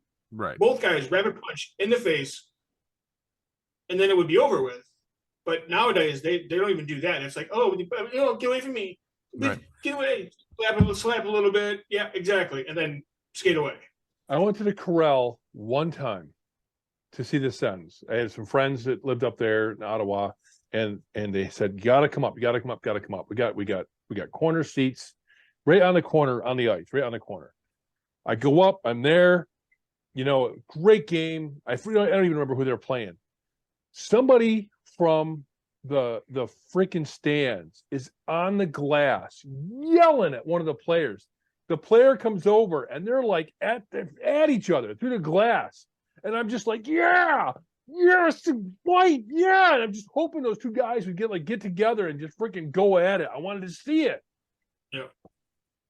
That's hockey. I'm telling oh, you, Paul. The best hockey game I ever went to was a crunch game. It was for I think I've mentioned the story many times. It was for my father's birthday. And there was a all-out 5-on-5, well, 6-on-6, 6-on-6 brawl on the ice. Both goalies got involved. Goalies got involved. That is the best fight I've seen. Now, I've seen some good fights. Now, that's in person. Obviously, when the Red Wings and the Avalanche played each other back in the 90s after and Jack, you might remember, I don't know how much you follow hockey, when Chris Japer got hit. Yep. And by Paul Lemieux, and he busted his face. I mean, they showed it. He fractured his cheekbone, his orbital bone, knocked out teeth, just messed him up completely. When they finally came back around, I think it was like 2 games after, like they finished that season. It wasn't the next game they played, but they went at one point. And again, they finally decided that this was it had to happen. So they had this huge fight. And again, both goalies involved, 6-on-6. I mean, goalies beating the shit out of each other. And it happened like 3 times in a row when they got together. There was a huge all-out brawl on the ice. That was hockey when hockey was hockey. Now hockey is more of a finesse game. Fuck that. And I don't. The hitting has actually got a lot less. I get it. You're trying to protect the players. I get all that. The same with football. But I mean, like I said, I grew up playing basketball. I played CYO basketball. I didn't play high school basketball. I played for the Catholic schools. Mm-hmm. And it was a physical game. I mean, physical game. Like, you went home and you were sore. That's how physical it was. You dreaded playing certain teams because you knew it was going to be a physical game. It was going to be a rough game. Nowadays, I don't even know high school basketball is anything like that, but I know the NBA is a soft game. It's more of a jump shooter's game. Guys don't drive to the hoop because everybody's looking. What you see on SportsCenter is Steph Curry shooting 3-pointers from 40 foot away. Now he makes them, which is great. That's his thing. But to me, that's not basketball. That's just a guy.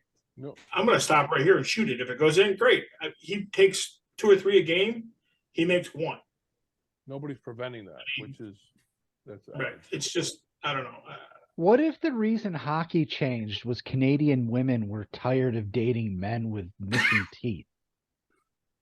Well, they're still all missing teeth. It doesn't really matter. But you're probably right. You're probably close to it. They're like, all the American sports have attractive players, Right. The Canadians got missing teeth and scarred up faces. And right. It all stemmed from these guys that were the enforcers on the teams, all coming up with CTE, drinking problems, drug problems, killing themselves. It's a mess. And that's the reason why they're trying to rein everything in, I guess, is the correct terminology. They're trying to protect everybody. So fighting is looked at as a bad thing in hockey now, where before it was, you hit my best player, you best be looking out because my enforcer is coming after somebody on your team, and there's going to be a fight. You knew that was going to happen. So in the 80s, if somebody hit Wayne Gretzky, who was the greatest hockey player of all time, there was a brawl. There was a brawl. You knew that some guy on their team, whoever the retaliation was on the team, was coming out, and it was just going to be, like I said, two dudes, if not more, punching each other in the face. And you knew it was coming. You saw that, and you knew that was going to happen. Well, Now, whoever that guy was that hit Wayne, Yeah. his time would have been numbered. His night was over. Yeah. His career was over. They would have gone out and they would have done whatever they had to do to make sure that guy never fucking played again. Yep. No, Exactly. it was cool. Like back in the day when the crunch, like in the mid '90s, I was like 6 or 7 years old. My dad would take me to all the games, and his friend used to run the marketing for the crunch, and it was cool because like they had on the big screen, grumpy old men says, "And let the games begin," when a fight would begin. It was awesome. You would always want those fights. And then now you play these games, you don't have a fight mode anymore. It's all finesse. But go ahead. It's a finesse game. The crunch, the best, the number that's retired in the rafters for the crunch is John Baduke. Yeah. Now John Baduke isn't a hockey. He wasn't a goal scorer. He wasn't. He was an enforcer. His claim to fame for the Syracuse crunch is he got a penalty. He climbed over the glass between the penalty boxes from the crunch penalty box to the opposing team's penalty box, got in the box with the guy he fought, and proceeded to continue to fight him in the box. That's awesome. Perfect. He stepped over the glass, onto the scorer's table, into the opponent's box with the guy he just fought, and continued to beat the shit out of him in the box. That's why his number's retired. That was when hockey was hockey. I love that guy. All right. So I have a couple of takeaways, and then one more sports item to get through before we wrap this up. One, the NBA is soft. SAWFT, soft. Yeah. You from Boston now? And two, no, I think Hugh is the only one that gets that reference, if anybody. What? No? Damn it. And then second, Court, I actually heard about your reputation in the CCYO basketball league. yeah, I heard they used to call you the White Shadow. they used to call me not the White Shadow. It's not. He's just like, no. All right. And then I did just want to mention news broke today. Thoughts and prayers go out to Jerry the King Lawler. He had a massive stroke. And as I understand it right now, that's all we know. We know he was alert. And so I did in the see hospital. that. No, there was a little bit more. Is there something new that I didn't see? He was having trouble moving the left side of his body. But apparently he's been able to move his arm a little bit, and he's struggling to speak a bit, but he is talking. So was his first word puppies? I Puppies! Doesn't he have a streak going right now? Like longest wrestling? He had like a little wrestling thing back in January. He wrestles. They said like he's been wrestling like one match like the past like 50 years. Shouldn't. Like he was like in the indie circuit or something. That doesn't surprise me. I wouldn't doubt it. A lot of these guys wrestle all the time now. So Yeah. But thoughts and prayers. The King doesn't age though. This is true. He was just on a pre-show for the Royal Rumble when we were there a couple weeks ago. No, they were there. We were at my house, but I mean, you look at him on the pre-show, and he's like, who was he at looks. your house? the top row here. That's Yeah, Kevin. I was gonna say. And he looks normal. He looks like he always have. And then you look at Ric Flair, and I mean, Ric Flair, just seeing him right now, he looks like he's in rough shape. And a lot of the old guys too. The King just doesn't seem to age. I agree. true. So hoping he comes through this well, with a good quality of life at least. So yeah. But it looks like it's time to move it on to Jack's Erroneous Questions of the Week. Hit it.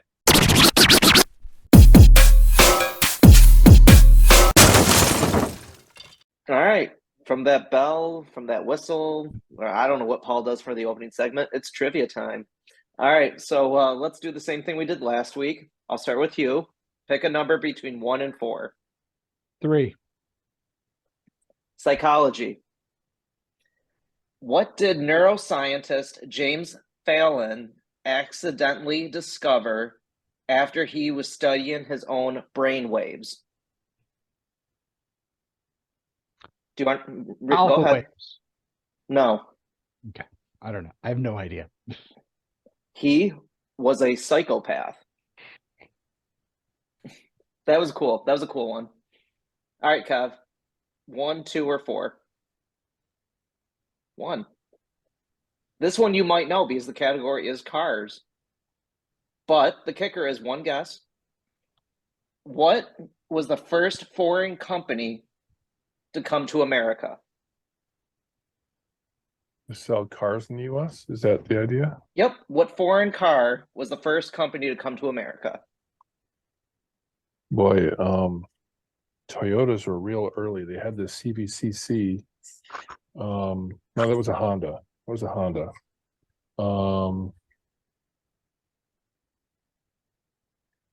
What was the first Toyota?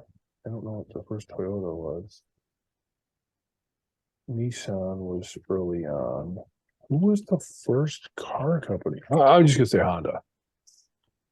Honda, you said? Yeah, I really don't know. I just know that Honda had a really early, like in the 70s, late 70s, they had a CVCC, which eventually became the Civic. I don't know who was before that. And if he's I wanna wrong, I say- want to take a guess. Yeah, me too. All right, yep. Go to Hugh and then go to Corbs. Sorry, Kev, you're Oh. not right. What, Hugh? What do you got? I think it's maybe Nissan because I looked No. into their no. It would have been Datsun if it was Nissan, because You're Nissan. right, you're right. Corbs, did you want to take a guess? You said I'm going to say the Volkswagen. it's the Volkswagen. Oh yes, of Perfect Nugan. course, of course. All right, Oh. Corbs, since you got that one correct, let's see if you go 2 for 2. Do you want question 2 or question 4? I'll go 2. Classic Disney. Which Disney character did Walt Disney perform in a school play, and then he liked it so much he turned it into a future film? So what is the Disney character? That's the character I want. Yep, just like what Kev's doing. I know. If he doesn't get it, you can take a guess. I just love you guys picking these categories, and you pick the one that you don't know yet, but you know everybody else's categories. I have a follow-up question to my question, so just afterwards. Okay. So, which classic Disney character? Think about that. He didn't play Kev. Stop it, Kev. You're cheating. I hate you, Kev. I'm going to say Donald Duck. No, Easy, Kev. What do you got, Kev? Mickey Mouse. It's not Mickey Mouse. Bullshit. It was Goofy. No, it's not Goofy. Wait, Peter Pan. It's Peter Pan. Wow, no, that's wrong. Okay. I see. And I was thinking Mickey Mouse is. I was thinking like Kev was thinking Mickey Mouse, but I'm thinking Mickey Mouse is too Steamboat easy. Willie. Yeah. Right. Yeah, he was the first animated Disney character. He was. And then 4, you get that, Paul. Yeah. So you get the funniest trivia question. Oh, So wonderful. it's animals. What creature has no teeth, stomach, matters of life, and the male carries the unborn offspring? I don't even know what the fuck that means, but I'm gonna say a seahorse. No. How the fuck said- did you pull that out of your ass? Yeah, that would have been my guess too. Didn't Yeah, I pulled it out of here? Yeah, that is a seahorse. Okay, Because the job. males carry the children. that's Yep. why. That's what Oh. I for whatever reason I knew that part. It was funny though, coming up with these categories. I was working with Emily, and then I was like, I need one more. One of my bosses comes in, she's like, why don't you do animals? I'm like, okay, what's your question? And then she comes up with that one. I'm like, it has to be a sea creature. And I was like, how'd you come up with that? She's like, oh, I just always knew that one. So Oh. there you go. All right, I have a follow-up question for Yeah. my topic. Okay. Who is the individual responsible? And if you know this, just keep it to yourself. I want people that maybe don't know it for a fact, but want to guess. Who is the individual responsible for the Volkswagen? The Volkswagen, just the fact that it exists. And your category is Volkswagen, right? So that's the No, category. it was the No, the it was category is yours. questions. We don't have any clue what the answer is. My answer is Herbie. Mm-mm. What was that movie with That's not it. That's not it. Herbie the Love Bug. The clue to the answer is in what Volkswagen means. So the answer is in the question. If you know it, Jack. I don't know much about cars. I don't know Oh, this okay. one. Okay. But This is- enlighten us. This is a classic history question. Ooh. Not necessarily cars, but history. So it's something to do with Germany, probably, right? And I mean, I would hope so. I'm gonna say, Yeah. then I gotta go with Hitler. Well, you're right. Hitler was. You're right. Mhm. So Hitler was incredibly intelligent. We all agree with that. I hope you agree with that, because he Mhm. was. He was very charismatic. He was very intelligent. He was just too far reaching. He's just spread his army way too thin. What he developed was a car for the people, a car that would work year round, be inexpensive, that everybody could afford, and that would just work. And that was the very first Volkswagen, which was what we know of as the Bug today, an air-cooled 4-cylinder engine that would work year-round, could easily traverse the mountainous regions of Germany, easily work in the summer and in the winter. It was genius, absolute genius, and it worked. It still works. Still works. Thanks, Hitler. You still see Beetles out there over the place. Very few people that drive Volkswagens want to know about the history of where they came from. More you know. Back to you, Paul. Thanks, Hugh. You're welcome. It might be better as thank you, but Thank you. thank you. Thank you. No, Gesundheit. not what I meant. That's how I say it. Thank you. Okay. Anyway, so we're about to go to break, but that's I've got to throw my weekly topic out there to you guys. Yes. Yes. Okay. Yes. So are you that excited because you read it already in the show No. notes? Okay. He just wants the show to end. Yes. Yes. We're trying something a little bit different this week, and I'd like to call it the Bureau of Truth. Yeah. Okay. Uh-huh. All right. You four have been recruited to reveal the truth about some of the world's biggest mysteries. But which should you choose? This week, the staff brings you the following dossiers. A, did we really land on the moon? Or B, definitive proof of what crashed in Roswell, New Mexico in 1947. I have an answer. Weigh your options, come back, and reinforce why you chose what you did after the break. Stick with us, guys.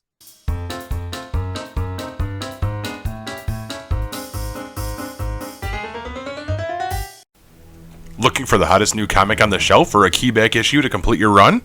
How about that rare statue or action figure that you've scoured the internet looking for? Come to Collectibles Galore. Located in North Syracuse with ample off-street parking, Collectibles Galore has a huge selection of comics, toys, and rare pop culture items you won't find anywhere else. Comics Galore is always buying comics and toys and will give you the fairest price for your collection. New customers get 15% off their first purchase in store. Collectibles Galore for all of your pop culture needs. Stop in and see for yourself why Collectibles Galore is the king of comics.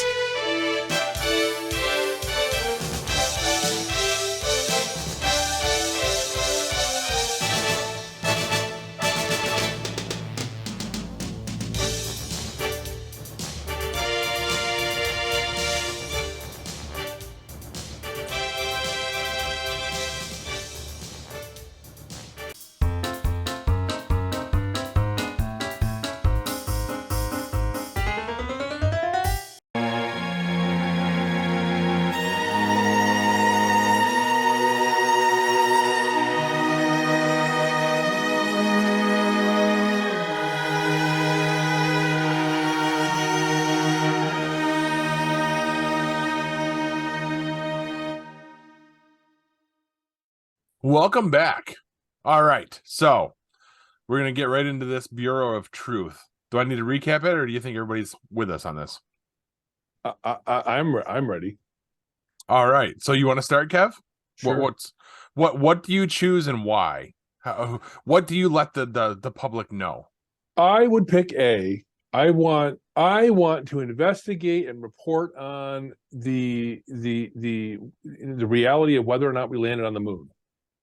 I Okay. think it's way too easy to determine whether or not we landed on the moon, because all we have to do is send a probe or device back there to see if If the flag's the there. lander is there. The first lander that we sent there is either there or it's not. True. No, but you're looking at it from a different way than I am. You do not have to do the research. Those dossiers that your staff handed you tells you definitively both. Which either folder you pick tells you 100% for a fact Oh, okay. what it is that you want to know. I guess I didn't really explain this well. I'm sorry. I would still do A. I would still do A because I think it's important for people to understand, and I don't know.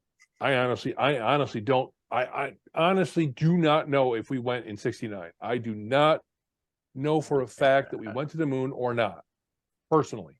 But if Right. somebody handed me documentation that said, this is what happened, we did or we didn't, I would say, yes, we got to get this out there. Right, just to end it for once and for all. Exactly. Yeah. Who wants to go next? I'll go next. Fantastic. I thought about A, but I wouldn't choose that because I will say definitively we went to the moon. And the reason for that is that if we didn't, it would have required thousands of people to keep a secret, which we all know isn't possible. Besides the fact that, people have used telescopes from Earth and seen evidence on the moon, the landing site and all of that stuff. I don't think that's in question. The people that question this, and I don't mean you, Kevin, you were just saying I literally can't know for a fact. I get that. The people that question this should not reproduce. They're also flat earthers usually. Yeah. So I don't see the point. Yes, you could release it, and you know what? They still wouldn't believe you. So Yes. I would release B. I would want to release the truth about what happens at Area 51. Outstanding.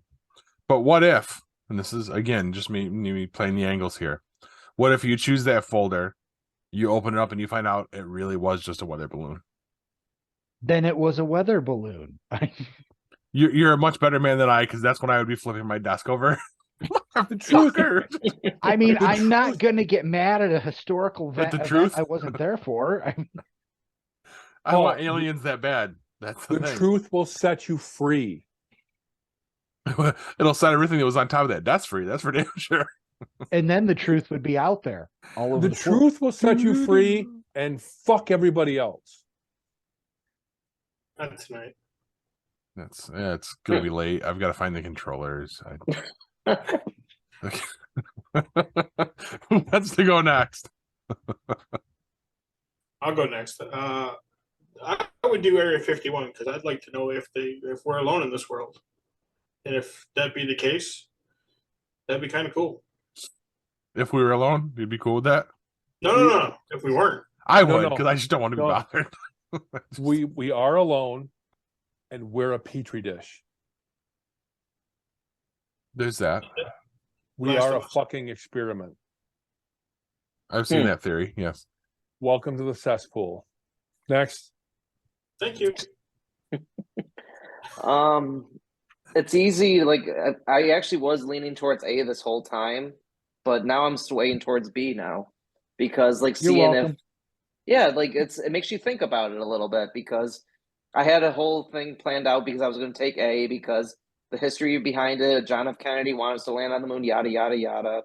But now I want to go to Area 51, 451. Because I can't even talk, but I want to go there because I want to see if we are the lone species, if we aren't out there, it's kind of like the Rod Serling approach. Is there another third planet from the sun?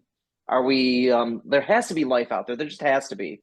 We have to. I know that we don't know, but there has to come a time that has to come out. There is just so much evidence out there. And like Hugh said, there's thousands of people that work there. So yes, they have to keep it hush hush, but there has to be a time when these things do come out. Like, do they have the aliens out there? Maybe they have more evidence for like other historical theories that we don't know about, like the John F. Kennedy and the RFK assassination. Maybe in that area, there's more of those things in there as well. So I would go in there. See Don't what step on my new bit, like, Jack. I'm not. I'm sticking with your bet. Don't act but- like I'm not gonna keep these ones going. So the only thing I have to say about all of your theories is that You're wrong. just because thousands of people are supposed to know doesn't mean that anyone that speaks out isn't going to be made out to be a fucking crackpot. Well, we'll see. I don't know. Well, I mean, that's true, but the people who are making these claims are people who weren't there. You know, Also true. it's after the fact. What I'm saying is there would have to be, to fake the moon landing, you've got to have all the people that were in the fucking NASA building who were, you know, talking to them and everything. You know, I mean, I suppose they could have like kept it a small crew and just showed something else to all the people involved, but I don't think so. I don't. It's Occam's razor. You know, the simplest explanation is that we actually did go there, rather than all these people somehow staying quiet for decades about something that if they wanted to, if they came out with this, they'd be a millionaire. The book deals, the movie deals, all that stuff. People aren't that altruistic. True. And it was a space race too. We were going against Russia during all that time, so it had to happen. And we're No, but- missing the most obvious answer, the most Yeah. obvious clue too. The fact that we didn't have the technology to fake it then. Because I mean, look, because they But wait, if Area 51 is real, how do you know we didn't have the technology? but now you're crossing over. You can't cross over. You have to stick to one or the other. How? No, they both exist. Okay, but if Area 51 is real, then we did go to the moon because we had the technology. Right. This isn't a either one or the other is real. It's which one would you pick to reveal to Right. the To world. reveal. Yes. See, Hugh's on board with this. I love it. High five, Hugh. I didn't say I was on board with it. I just Opposite understood it. sides Don't of the fucking same lie. Coin. Same coin. Horn? Thank you for bringing it back around. It's just like a fucking good comedian bit. Thank you. A callback. Thank you. My point was, like, you guys have seen the Scorpion King, right? Mhm. Yeah. You remember how bad that CGI was? Oh yeah. But we're Mhm. supposed to believe that they could have had the technology to fake the moon landing Oh, in the they say 60s? that Stanley Kubrick shot it, so I don't know. Doesn't seem like it was wordy enough. Listen, they revealed all that in the James Bond movie. It was. Oh, it's Paul all- wouldn't know that. Maybe that'll be one of the dossiers one of these days. Why the fuck hasn't Paul seen that James Bond It's- movie?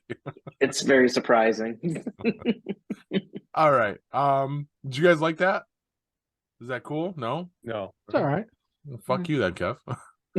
I guess I Wow. forgot the PS4. I guess I'll bad. never be honest again.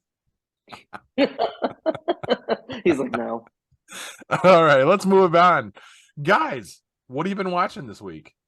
Nothing. Apparently. No. You better have fucking watched Last of Us by now. Yes. I got I'm shouted caught up. at on Tuesday, by the way, because I had the audacity to speak about the show and he hadn't watched it yet. Yes. All right. I'm caught up on Last of Us and Bad Batch in 1899 and Wakanda Forever. All four that. Oh no, not Slumberland. I don't even know why that's on there. Because that's the only other thing I watched this week. It rose by another 1 million viewers this week after the gay romance episode. So That everyone was up in arms about. Yeah, with all the Alright, bad spoilers. puns. What's up? Spoilers. The statement that came out. Did you guys read the statement from the creators? Well, no, They went on basically saying, like, if you have a problem with it, fuck off. And in there it says Good. it references which is fine. That part I'm fine with. But then they reference talking about the main character of the series is Ellie, and she's gay, which was described in the DLC. And I'm like, well, thanks, okay. Like, I didn't know. all those fuckers. Yep. And now I've But ruined you- it for all you guys. Sorry.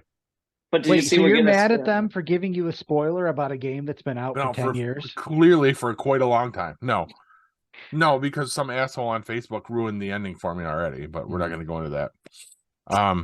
We are getting The Last of Us though on Friday this week, which is really nice because the Super Bowl is on Sunday and they're gonna broadcast it and it's gonna come out on Friday now, which is really neat. That's awesome. Because I'm home alone on Friday night. Here's what I like about Last of Us is that It's the best show on TV. It's a storyline that's already well known. It's a storyline that's well known, yet they're able to write it and display it in a way that makes it interesting and fun to watch. Love it. It's which is unusual because we're in the streaming era, but it is, and I think I said it to you, Hugh, at Royal Rumble. It is destination television. Yeah. You have to watch it Sunday night. I actually watch it. I wait till 9 o'clock when it shows up on HBO Max. And, you know, I mean, that is the only show that we are watching live as it happens. Broadcast. Yes. Yep. I'm usually about 5 minutes late because they won't go to bed, but I'm usually like, but still, same thing. Yeah. I mean, we don't do that has with to be done. else. And I was disappointed. I brought this up to Kevin, and when I realized that he hadn't watched it yet, when I texted all you guys the punchline to the joke. Yeah, I was a few minutes behind too because it was stutter. What it was is it was stuttering, so I had to pause it for a second so that it could buffer. And then, like right before she told the joke, you sent me that, and I'm like, "What the fuck?"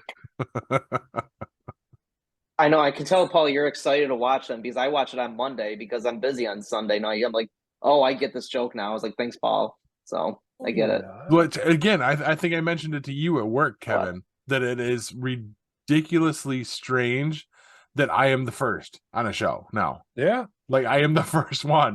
That never happens. I'm usually months behind on a show, unless it was Moonlight.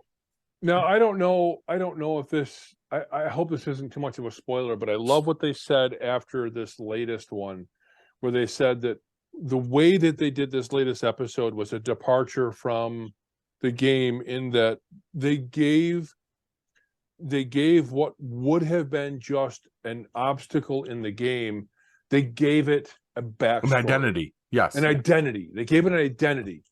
And I just thought that was fantastic because that really explains everything they've done to this point, right? Because Bill was an NPC that you kind of knew some information about, but they gave him a backstory. They gave him a real story. They gave him a life. They gave him a life. Now, I talked to a good friend of mine who has actually played Last of Us. Not you. No, not you. Because I haven't played it. I don't know, but I've never played it. And he said, he goes, and he's flagrant non-homosexual. He loved the Bill and Frank story because it gave Bill the backstory that he never had before. And he played the game and he loves the game.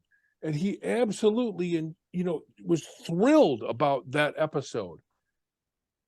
So, I mean, I started out, I'm like, oh man, I don't need another touchy-feely fucking show in my life.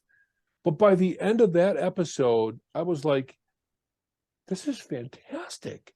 This is great storytelling. This is energy injected into a story that people already know and have every reason to go and watch and just to be able to add to their feelings and memories of what they've already experienced. Now I want to experience it. I want to play the game. Now, did anyone else see the riff that Saturday Night Live took on it this week? Oh my God, that was hilarious. It's a me, Mario. Yeah, just go look it up. They had Pedro Pascal play Mario in a gritty Last of Us-esque reboot. Mario Kart, yes. Yeah, Mario Kart. It was fucking hilarious. Their new HBO series, yes. Well, well, isn't the big joke right now that Pedro Pascal is going to be the hero in every single story going forward, saving a child? Saving a magical child, yes. Yeah, that was a meme online where he's like, he's like, we gotta get to Wisconsin. She's like, are you gonna save me? He's like, I'll save the child. She's like, me, and then it shows a picture of baby Grogu and says, this is the way, or something like that. No, but you're absolutely right, Kev. It's great storytelling. Like I said, I watch it Monday nights because I'm a little late to it.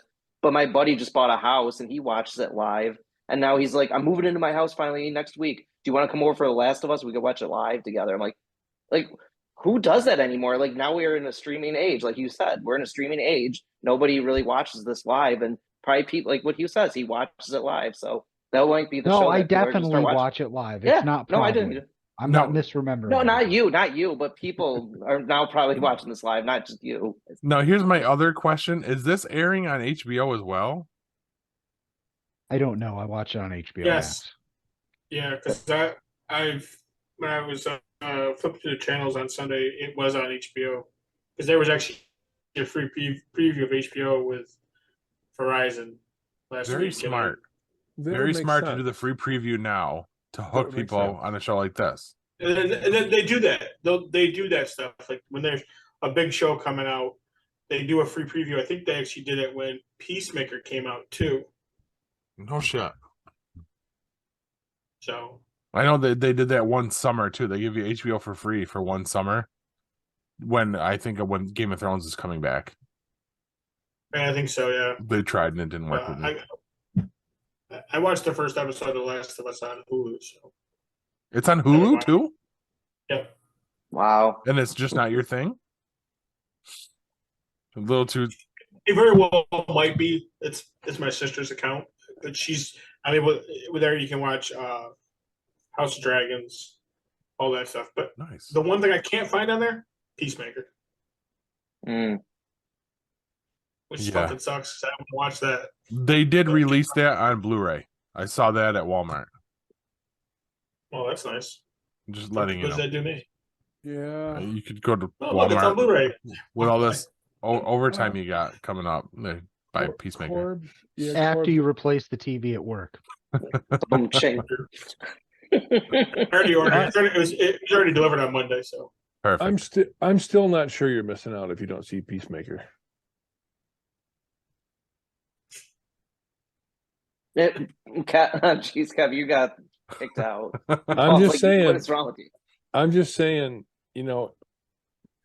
it's okay. I mean, but it takes a couple episodes for you to realize that it's okay. No, it doesn't. And then even when I you're was- all done, you're like, I'm never going to get that time back. I was 100% in from the first episode. Yeah. And I seem to recall you having a slightly different opinion after you'd watched the whole thing, Kevin. I did, but I'm looking back on it now, thinking to myself, if I never saw it, I'd be okay with that. I mean, that's most shows though. Like, I mean, life can go on without watching it. Like, we're not watching AEW tonight. Yeah, and none of you will watch Supernatural, even though I keep begging you to. No. But kudos to HBO, though. You got Laura and Shayna. Huh? Yeah. Kudos to HBO, though. Last of Us. Yeah. And then House of Dragon. No, I didn't even try House of Dragons. Oh, so good. So good. It was.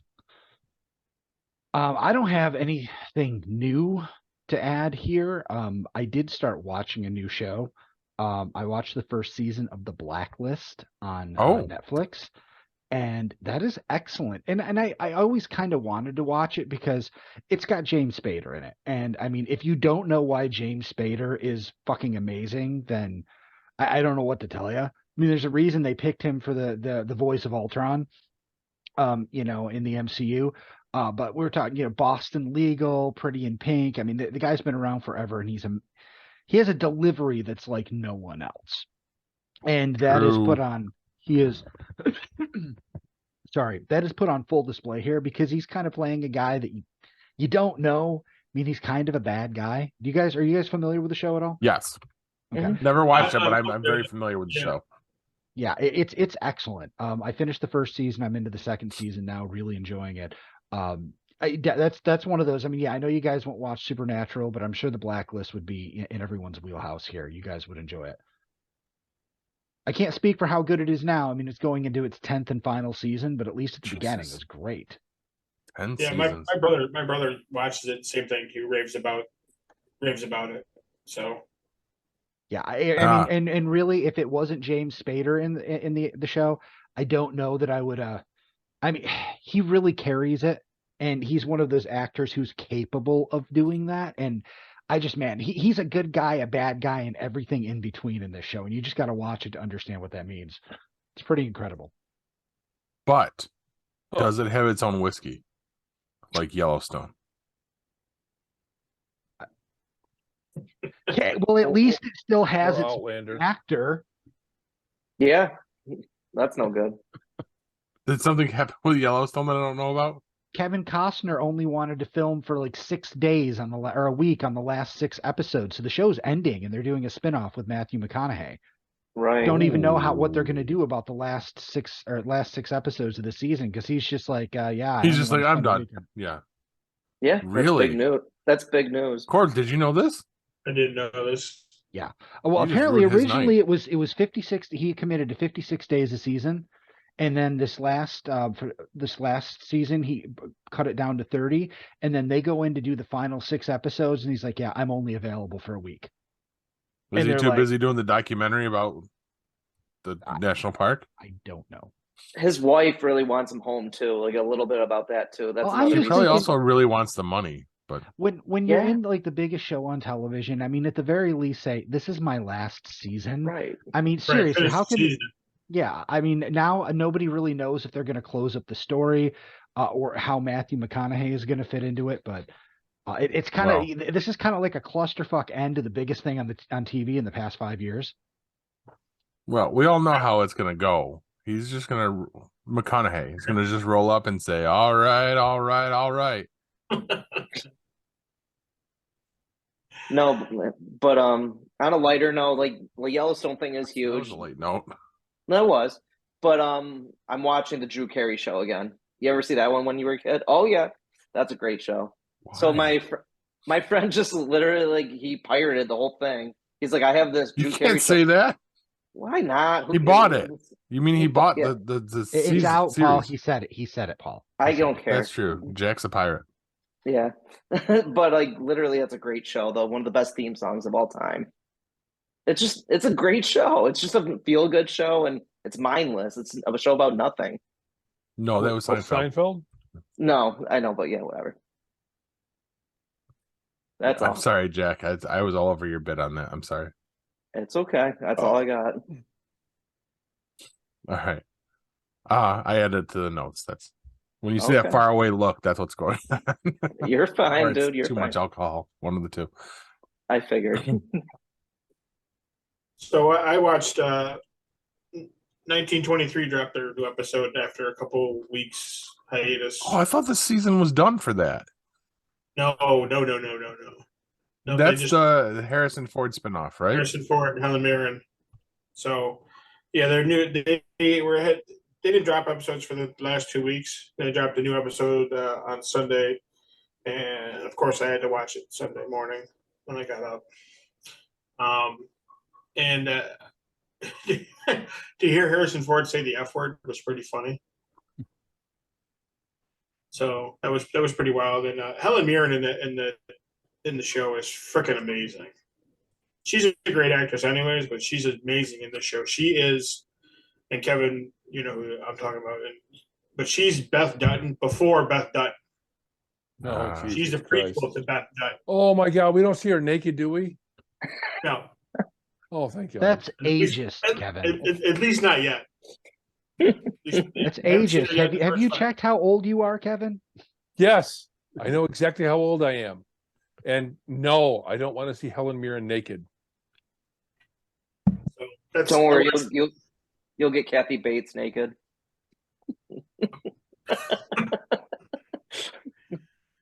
And then I watched Shotgun Wedding on Prime with Jennifer Lopez and is it Josh, whatever his name is? Duhamel. Josh Duhamel, yeah. That was actually pretty good. It was actually pretty funny. They were actually pretty good in it. So Kristen wanted to see that. you might like it. It's got some action. Yeah, you might like it. It's got some action in it. And no, it's not the two of them having sex action, but like it's more like a action comedy. Mm-hmm. So it was kind of cute. It was fun. Cool. It was a good way to kill an hour and 20 minutes, however long it's on for. So you might like it. You might like it, and Lenny Kravitz plays a bad guy in it, so that's pretty funny. Nice. So, Like Kevin yeah, referenced earlier, we watched Slumberland on Netflix. We were legit struggling to find a family movie to watch. Because usually the shit I pick out is not family movie.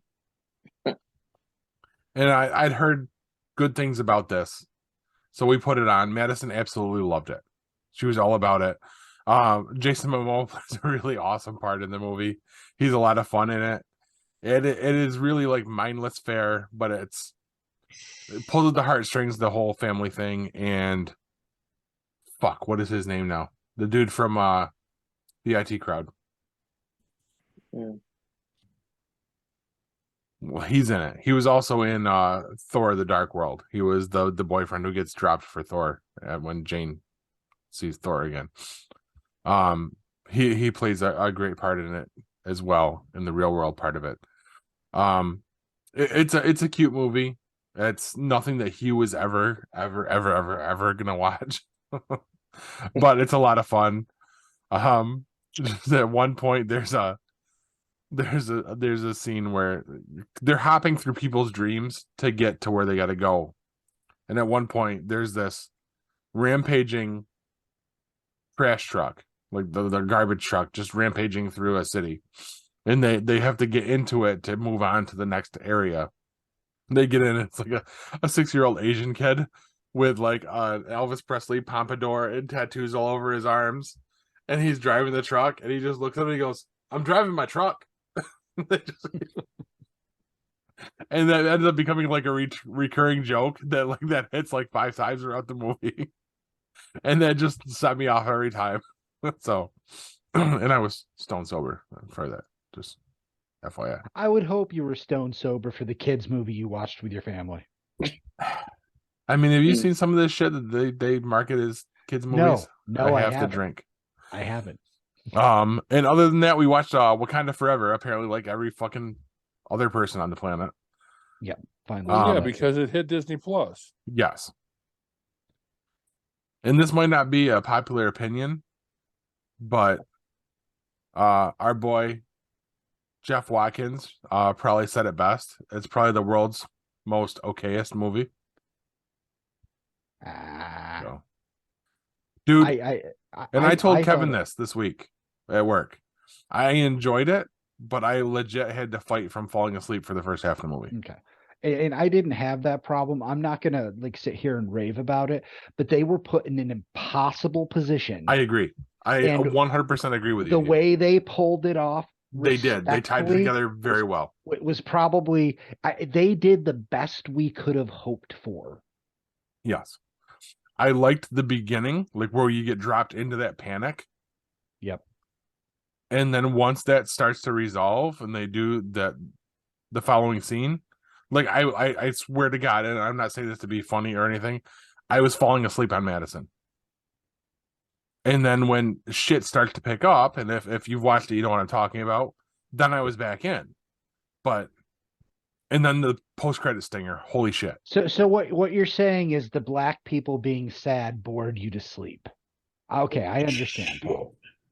For sure. Yeah. Wow. That's wildly racist. Yeah, Paul, what is wrong with you? You guys can't see it because we had the filter on, but my white hood is hanging back here. I just had it dry clean. Jesus. I don't even think you should joke about that, Paul. Yeah, that was no. I don't care. Like What I've told you guys before. Aramark? Yeah, I work for Aramark. That's like I've said before, like I bankroll this podcast, so I can't be canceled by us. Like there's no one that I have to answer to. So and clearly we don't have anyone looking at our social medias. So social media. Yeah. Well, now you're racist. You know what? My wife regularly says, "God, I hope you don't get me canceled." Which is a good thing that no one is paying attention to us. In fact, there are some times where I take my news segment and I run it by her first. And I don't blame you for that. Not at all.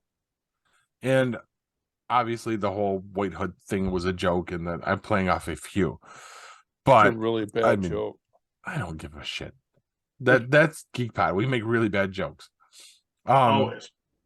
But yes, I mean, we would never do anything to endanger your wife's career on this because we were just ancillarily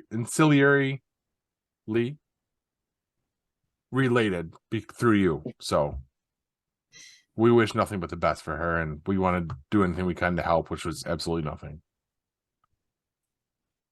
Did any of that make any sense? Okay. Good thing nobody listens to this. Did Uncle Rob stop listening? Oh, fuck yeah. Fuck you, Uncle Rob. He I'm gone. gonna kick you in your good leg. Dude, nobody wants to listen to 2.5 fucking hour podcast. That's your fault. I blame you, sir. Well, you know, I noticed something last week. There are 2 indicators that you can tell that it's going to be an exceptionally long episode of Geek Pod. If Kevin's already in the bag when we start recording, and if Corbs says, I don't have much for this, we're going to talk for the entire segment. Just saying. Fair enough. Yeah. That's fucking great. And you forgot the third one. If I shoehorn pro wrestling into the sports segment. So, Oh on that that's note, funny. Yeah, That's fucking on that funny. note. on that note, do we have anything else for this, guys? No, No, it's good. over 2 hours long. So drop your damn nuggets. All right. Oh, good. People always say that money isn't the key to happiness. But I figure if you have enough money, you can have the fucking key made. Good night, everybody, and megabyte me, bitches. Megabyte me, bitches. Stealing my shit.